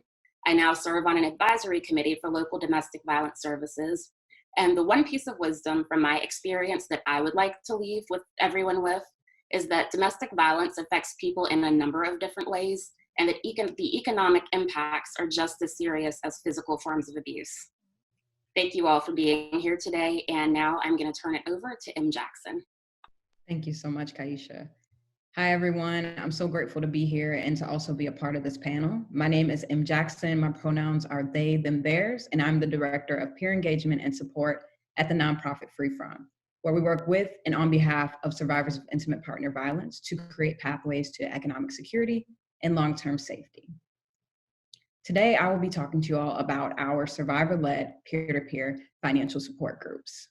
At Free From, we envision a world where survivors have sustaining income, savings, and credit with which to build wealth and the resources to support individual, intergenerational, and community healing. To that end, we're taking a holistic approach that uses technology, peer-to-peer networks, training programs for shelters, policy advocacy, social enterprise models, as well as cross-sector solutions. And what we look to do with our approach is to really create an ecosystem of support for survivors. Within that ecosystem of support, something that we have created and launched earlier this year is our survivor-led peer-to-peer financial support groups. And with launching those groups and creating those, what we kept in mind was that the number one reason folks stay in or return to abusive situations is because of the lack of economic security. And so we wanted to find a way where survivors could come together to build financial security, community power, reduce isolation, and receive and share resources in a peer-to-peer setting of 2 to 8 survivors. We wanted those groups to focus on encouraging healing as well as overall well-being. Originally, the groups were meant to be held in person. However, because of COVID, we were able to transition and provide virtual meeting spaces for each group. What that did was that it also allowed us to respond to the further isolation of COVID, as well as the financial insecurity that many survivors of intimate partner violence experience. We're really excited about the peer-to-peer model specifically for survivors, because what it is survivors being able to come together and not having to explain to each other why their credit is the way that it is, or why they have certain triggers or financial trauma. Because the group is made up of other survivors, they just get it. The empathy is already there. So with keeping that in mind, it's very simple for anyone that's interested, any survivor of any type of violence, to be able to start or join a survivor-led peer-to-peer financial support group. What the survivor would have to do is to find 2 to 8 other survivors within their community, or it can be survivors that are in different states. And if they don't know of other survivors, all they would have to do when they contact me and show their interest is to say that they would like to join a group. So once I have that interest, and once I know as well where that survivor is located, I will ask if they are creating their own group, how many will be participating. And then we send out the welcome materials for each group member. So we mail that out to them, and in the welcome materials, what's included is a starter pack. So what the starter pack is it's materials that support their healing and financial freedom. What's included is a guidebook with over 200 pages of optional group discussions, activities, and resources. And when we created that guidebook at Free From, what we wanted to do is we wanted to keep in mind the diversity of survivors that would be participating and the diversity in their healing journeys. And we also wanted to make sure that what this guidebook did was it was just another tool that survivors could add to their tool belt, and that it would help to navigate conversations within the groups, but that they also had autonomy over the groups. We love that this peer-to-peer model is innovative in its structure, approach, and flexibility. For us, it's all about trusting survivors to navigate their healing and providing support. We reach out to all survivors, regardless if they stay in a situation that is abusive or if they're at the point where they have left. We want to make sure that they all have access to financial security, freedom, as well as community support. And with our hands-off approach, what that really means is that we see the survivors that are participating in the group as sitting in the driver's seat, and us as staff and us at Free From as sitting in the back seat and just there to offer support. The groups are available nationwide. And what's great about that as well is that, again, survivors are able to create these groups within their own communities. So if they are in a rural area that doesn't have a lot of resources or doesn't have a lot of access, then they can create a group very easily. Or perhaps they're part of the LGBTQIA+ community and they want to be around other folks that they feel would affirm their identity, then they can create a community with others that are that identifies LGBTQIA+ as well. And so we're very excited about how these groups can expand and where they will go. So thinking about expansion, what we're doing is also collecting research and data about the groups. And we collect the research and data anonymously, and it is also on a volunteer basis.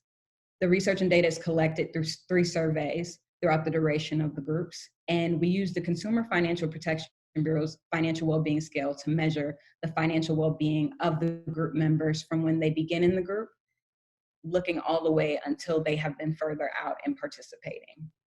We want to look at the feelings of financial freedom that they experience and the changes in that, as well as community support.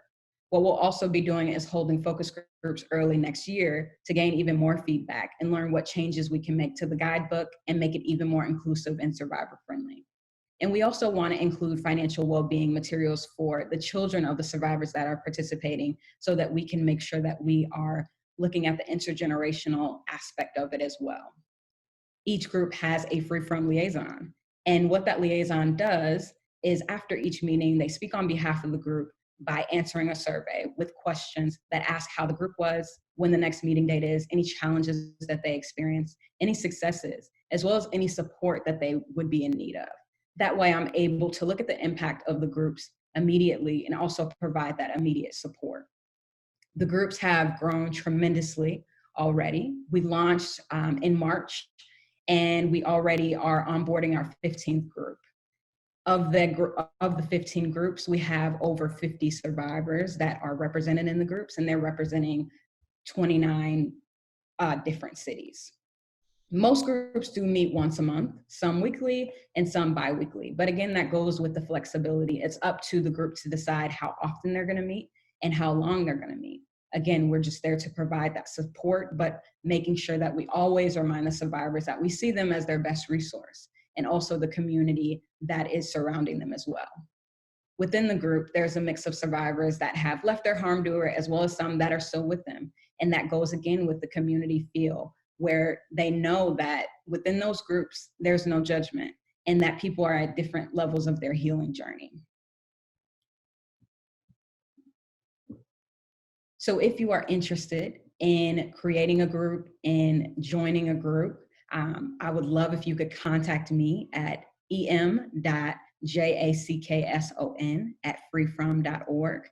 Again, my name is M. Jackson, and you can also continue to stay connected with Free From at our website, freefrom.org, which is spelled FREEFROM.org. I am really excited to be in community with you all and would love to provide any more information or answer any questions about our survivor-led peer-to-peer financial support groups. Thank you so much for being here, and I'm going to go ahead and turn it over to Linda. Hi again. My name is Linda Seabrook, and I'm General Counsel and Director of Workplace Safety and Equity for Futures Without Violence. Futures Without Violence is a national organization that works to end violence against women and children around the world and to help families heal and thrive. My team leads the nation's only National Resource Center that's solely dedicated to addressing the impacts of domestic violence, sexual violence and harassment, and stalking on workers in the workplace. We help employers, advocates, unions, and most importantly, employees create workplaces that promote greater safety, equity, support, and resilience, and also improve responses to workers experiencing abuse and harassment. So, you know, Em just spoke about how you can advocate for yourself, but how can you also advocate with your employer on making better responses to survivors in the workplace? How can you urge your employer to do better? So a lot of ways you can do that is to make the case to your employer, right?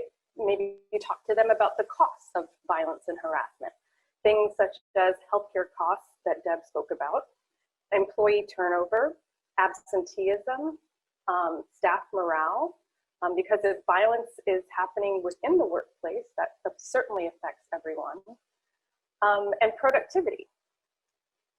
You can also talk to your employer perhaps about aligning their mission and values, right? Many companies have a mission or values statement, and you can challenge them. Are they living up to it? Also, a workplace is made out of people. We bring our whole selves to work, and I think what we've seen in this time of the pandemic is a complete conflation of work and home. And I think that's becoming quite obvious to many employers. And at the Resource Center, we're actually hearing from many employers. You know, a workplace is made out of people. and we come to work as we are. So, you know, it behooves an employer, a workplace, to have that support there so that we don't have to worry about home at work, or if we are worrying about home at work, we can take care of that. Also, there's a thing called the 25% buy-in rule.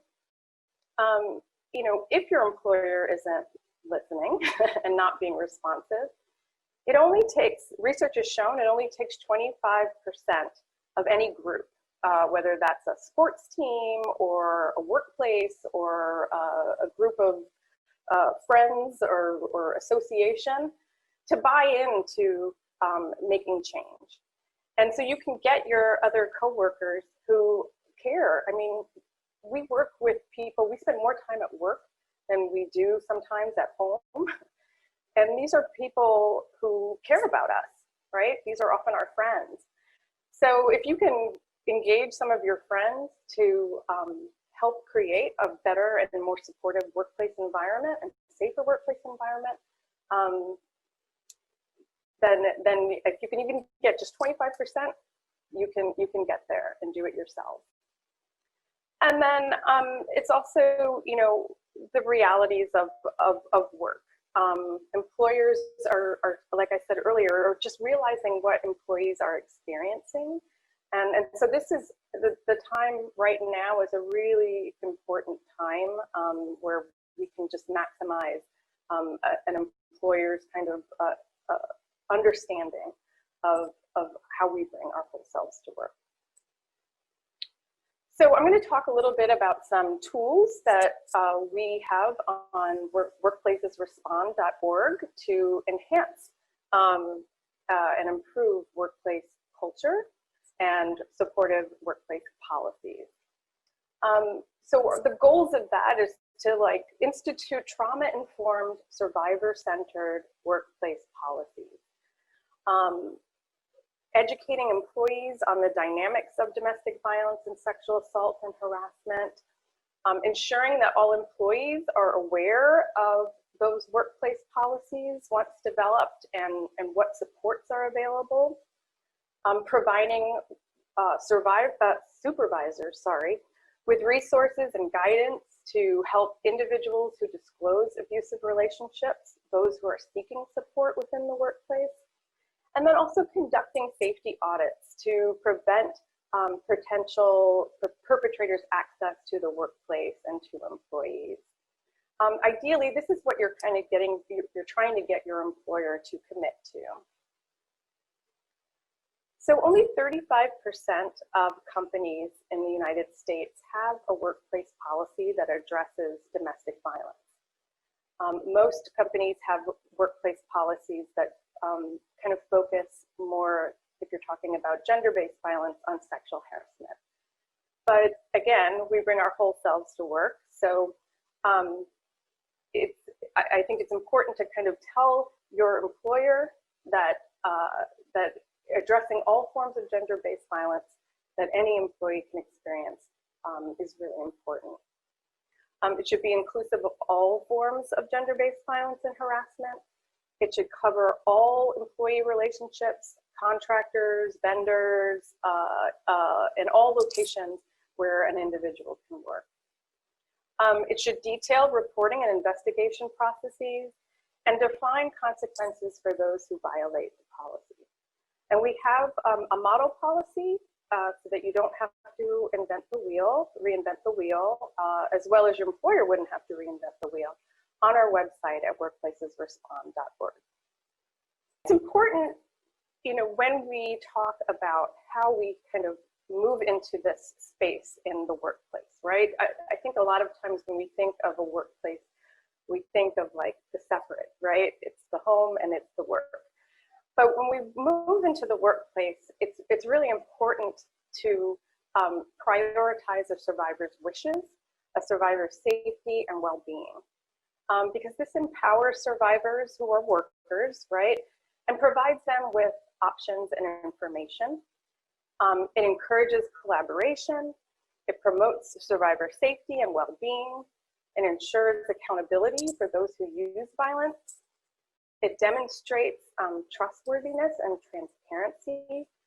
And it also provides resources and referrals to local or national service providers, and allows, you know, and also provides accommodations to allow survivors to receive that help on work time, or be able to change their schedule if necessary, or in more serious situations, perhaps change work locations or schedules or contact information. So only 20% of companies in the United States offer any type of training and education on gender-based violence and responding to that in the workplace. This is an area that if your employer is not on board with creating these workplace policies and training, that this is something you all can do yourselves. Again, going back to that 25% rule, if you can just get 25% of your workplace on board, you can drive change. You can build an educational program and you don't have to do it by yourself. Again, we have model educational programs at workplacesrespond.org that you can find. But some things that you want to include in such an educational program are centering around issues of equity and respect and support. An educational program also allows you to kind of build a common dialogue and understanding of what survivors need in the workplace to succeed. It equips individuals with resources and knowledge and tools. Again, it provides those resources and referrals, and it also allows you to participate in an ongoing conversation. Any workplace education program shouldn't ever be a one-off. It should never be something where you just talk about it, you know, for an hour once a year, and that often is kind of the case, right? But especially if you're building this with your colleagues together, this is something that you can do, you know, on a lunch hour, after work, if possible, or any other time. It doesn't necessarily have to be in the workplace. Or you can find time, or at least maybe even advocate for your employer if they don't want to engage in this full-scale education program, that they can at least give you some time as a collective to do some training. So creating a safe and supportive workplace, even if you move from, I think when I've been talking a little bit more about the domestic violence situations. We can also talk today about sexual harassment and violence that may take place on the job, in the workplace. And again, this is a strategy that you don't have to have employer buy-in to do. You can create a bystander intervention strategy with your colleagues of prevention and intervention, where you, if you see something that is occurring that is an instance of violence, sexual harassment or violence, you can disrupt it by calling it out. You can confront, and by confront, I don't mean any type of like physical confrontation even. It can be as simple as, hey, I saw that and that's not cool. That's not the way you should talk to Jane. And then you can also give support. As coworkers, we can give support to each other. Again, researching what local programs are available for to help survivors of sexual harassment, sexual violence, or domestic violence. You can offer resources and support. You can create together a system of bystander intervention, support, healing, and safety. So again, you don't have to create any of these on your own. Please feel free to visit our website at www.workplacesrespond.org. And I just wanted to say, I'm closing us out, on behalf of all of us today, we wish you well. Please reach out if you need anything from us. And we thank you so much for being with us today. Thank you.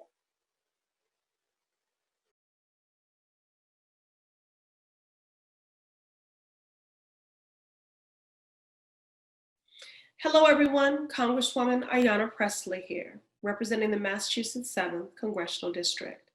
I want to begin by thanking the Survivors Agenda for convening us today. It is both an honor and a privilege to join you in virtual community.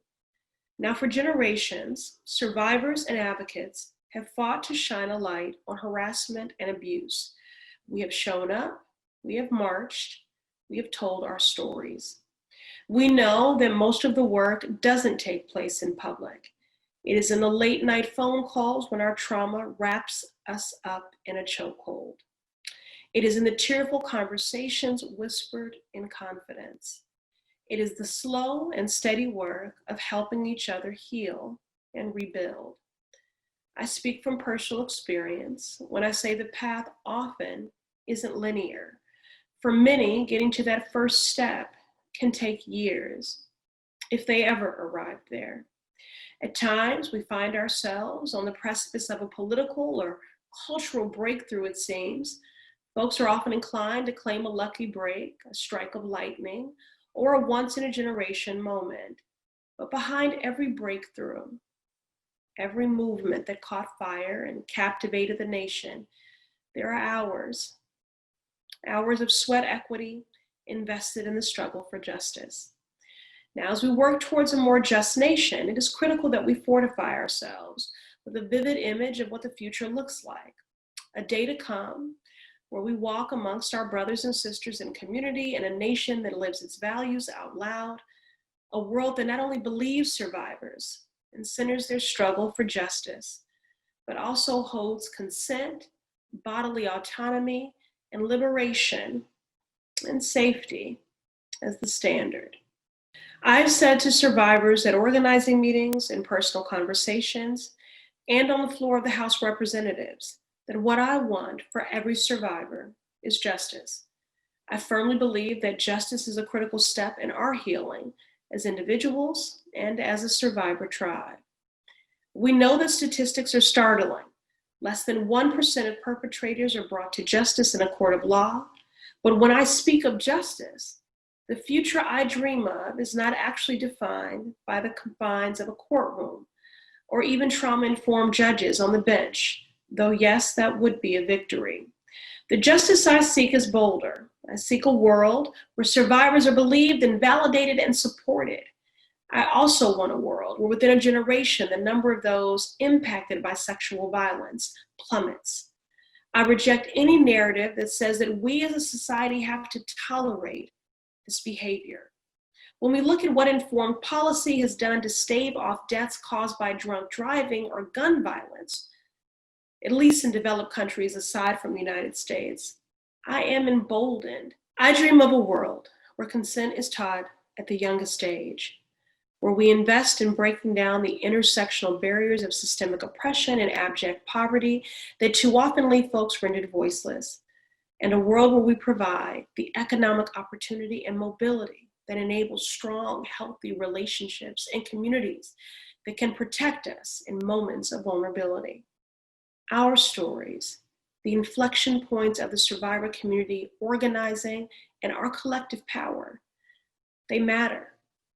As a survivor, I struggled for years to tell my own story, and I know how it feels to be a survivor in a country where believing and supporting survivors has become a partisan issue, where survivors are made to feel marginalized and ostracized, where we've had to weaponize our very traumas just to be seen, heard. I share my story because it is part of my own ongoing healing, and because I know that sharing my story can provide others with agency too. Since I began sharing my story publicly, I've been humbled and moved by how many survivors approach me to share their stories, folks from every station in life and every background. At a walk for the Boston Area Rape Crisis Center, which I've participated in every year for a decade now, a woman approached me, and she told me that hearing my story encouraged her to tell her daughter and her husband about the assault that she had experienced decades ago. In fact, she had been coming to this march, this walk, for years, supporting her daughter, who was a survivor. And her daughter didn't know all along that her mother was a survivor too. Experiencing assault can send us reeling, make us feel voiceless, marginalized in deep and dark ways that I still struggle to put words to. But I know in my own healing, reclaiming my agency over my story has been an important part of my moving forward. Survivors should be able to disclose when, how, and whom they want to. A colleague confided in me how liberated he felt when a friend reminded him that he is in control of whom he discloses to. There is no shame, no fault for him to hold, and it should be his choice when he's called upon to share his story. Assault steals our agency, so reclaiming our agency as we heal is critical. It does not get easier to disclose. The phrasing comes to me in a way that feels familiar now, but the words cut deep all the same every time. During my 2018 congressional campaign, many times well-intended journalists would engage me in a line of questioning that amounted to relitigating the details of my childhood sexual abuse and campus sexual assault. In those moments, I would aim for composure and grace, reminding myself that the public life I've chosen brings with it intrusive questions all the time. I'd be lying if I said it didn't feel like a second violation. Those interviews would be triggering and at times very frustrating for me and members of my staff who are also survivors. They would feel outraged at the line of questioning, and I would feel vulnerable. In those moments, I would try to remind myself that this is why we need survivors in positions of power and influence everywhere. We know that we carry our lived experiences into every space that we occupy. Creating real change requires continued movement and coalition building. It requires that more elected leaders listen to their constituents and keep themselves in close proximity to the pain. And it demands systemic change to ensure that our institutions of power more accurately reflect the diversity and lived experiences of those in our communities. Simply put, we belong everywhere. And our truths deserve to be whispered in the corridors of power and shouted from rooftops. We belong at every table where decisions are being made about our lives, our livelihood, and our justice. Our lives, our stories, our struggles, and our healing matter. Audre Lorde reminds us that when we liberate ourselves, we liberate others too. Our movement builds when we elect survivors. Each time our government takes a step toward representing and valuing the diverse lived experiences of the American people, our policy becomes sharper, crisper, more responsive. Because when those with relevant firsthand experiences ask pointed questions, the air shifts, the conversation changes. It does not mean that we aren't still healing. It does not mean that we don't still simultaneously hold fears and hopes and a deep sense of responsibility. But every survivor that sits upon the dais, leads proceedings in a committee hearing, or calls for a federal investigation acts not only on their behalf, but on behalf of thousands who are united through a shared experience. Real and lasting change can take hold as we claim our seats at the tables of power. And believe me, we are just getting started. You just heard from Representative Presley. Thank you so much for your leadership and your wisdom and sharing with us in these last moments of the first ever Survivor Summit. I also want to thank all of the speakers who participated over these last 3 days. We value your experience and your vision, and we have been grateful to have you inside of this space. My name is Danny Ayers. I'm with Me Too International, home of the Me Too movement, founded by Tarana Burke. We're now at the conclusion, as I said, of this first ever Survivor Summit. And as part of the Survivors Agenda team, we want to thank you all for being here. We hope that you felt inspired and that you feel inspired. We hope that you feel seen. We hope that you're excited to be part of this vital conversation. I also want to thank the steering committee organizations and the individuals who took part in making this summit happen. I also want to thank our community partners who helped to amplify this work so that we could bring you all into this conversation. And now, we'd love to stay engaged with you.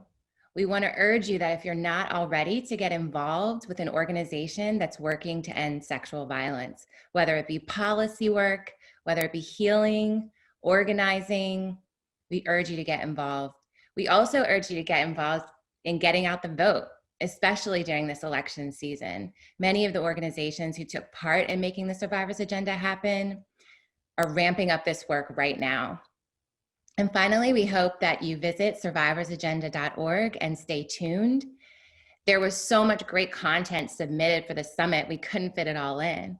So we're going to have a post-summit series so that folks can still engage and we can present this amazing content to the world. And to close us out, I now want to introduce Rhapsody. If you have not seen Rhapsody perform, you are in for a treat. Her artistry is simply amazing. Thank you for being part of the first ever Survivors Agenda, and we will see you in these virtual streets.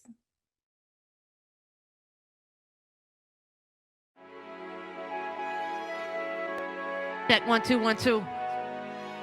I am Jamla Records, Rock Nation representative Rhapsody. We appreciate you coming to the event today. Respect, appreciation, support of women, Black women, ladies all across the world. Sisters, I just want to talk to you if it's all right. And since we all came from got our name from and I gained from a woman, I wonder why we take from do we? Brothers, I love you. I love you. I hate to know some of you treat us like Glover. Black Card Revolt, maybe you could use Discover. Define yourself, do you feel the same way about your mother? Do you overlook our beauty, but you loving on all the others? Hope you teach your daughters all to stay away from suckers like yourself if you don't love yourself. I'm so Southern, I was taught to feed the soul with or without hot ovens. Here's a plate. Know your hate come from a black man's struggle. We all in the same shape, so I know I fit your puzzle. Either way, we got your back, we only pray you be our muscle. Strength in the times, we all overcome with trouble. Every day we pulling doubles for ourselves and home. My mom and daddy taught me early on, protect your own. We never stop loving you, so turn your love back on. And I pray you feel the same way as that Tupac song. We ain't your hoes or your bitches. Trophies are meant for pimping. Recognize a gift from God, always a birthday or a Christmas to protect our lives. You gonna take it to the limit? Rib by rib, do you still feel the same you sing? Got our name and our game. I wonder why we do we play that thing, Duran? That's just we all gotta, and that's right. I wonder why we take from our, why we rape our, do we hate our? PJ told me to tell you that. Yeah, where would you be, fellas, if we weren't here with you? If you don't hear nobody say it, ladies, please know we appreciate you. The way you walk, the way you talk, sisters. And then we got brilliant minds. There ain't nobody better, yeah. Peace and love to the sisters. But let's turn it up a notch and tell them again about the real. What?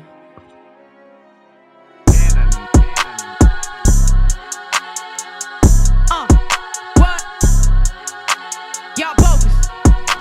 Real goofy. I ain't never lost focus. What? Hey. The dark flesh, Bob Marr, speak mine. What you thought them 99 problems was? War on drugs, legality. They got us on fallacies. Recorded in casualties. I was supposed to resort in the Maldives now. We in the rallies now.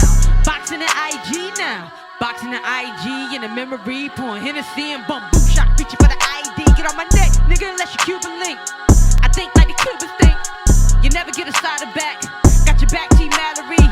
Carry on like a Prada bag. Dogs with me like they caught a lab in the backseat of a patrol car. That's luck. They ain't called a coroner. Should be Hall of Fame. Corridor. The way we run it back. You think it's 63? I think it's 63s. 180 degrees. Get your shit straight. Mr. Police did the same thing. The co-chief did the same thing. The Raheem do the same thing. In our reality, I got 99 problems. And 12 still the biggest.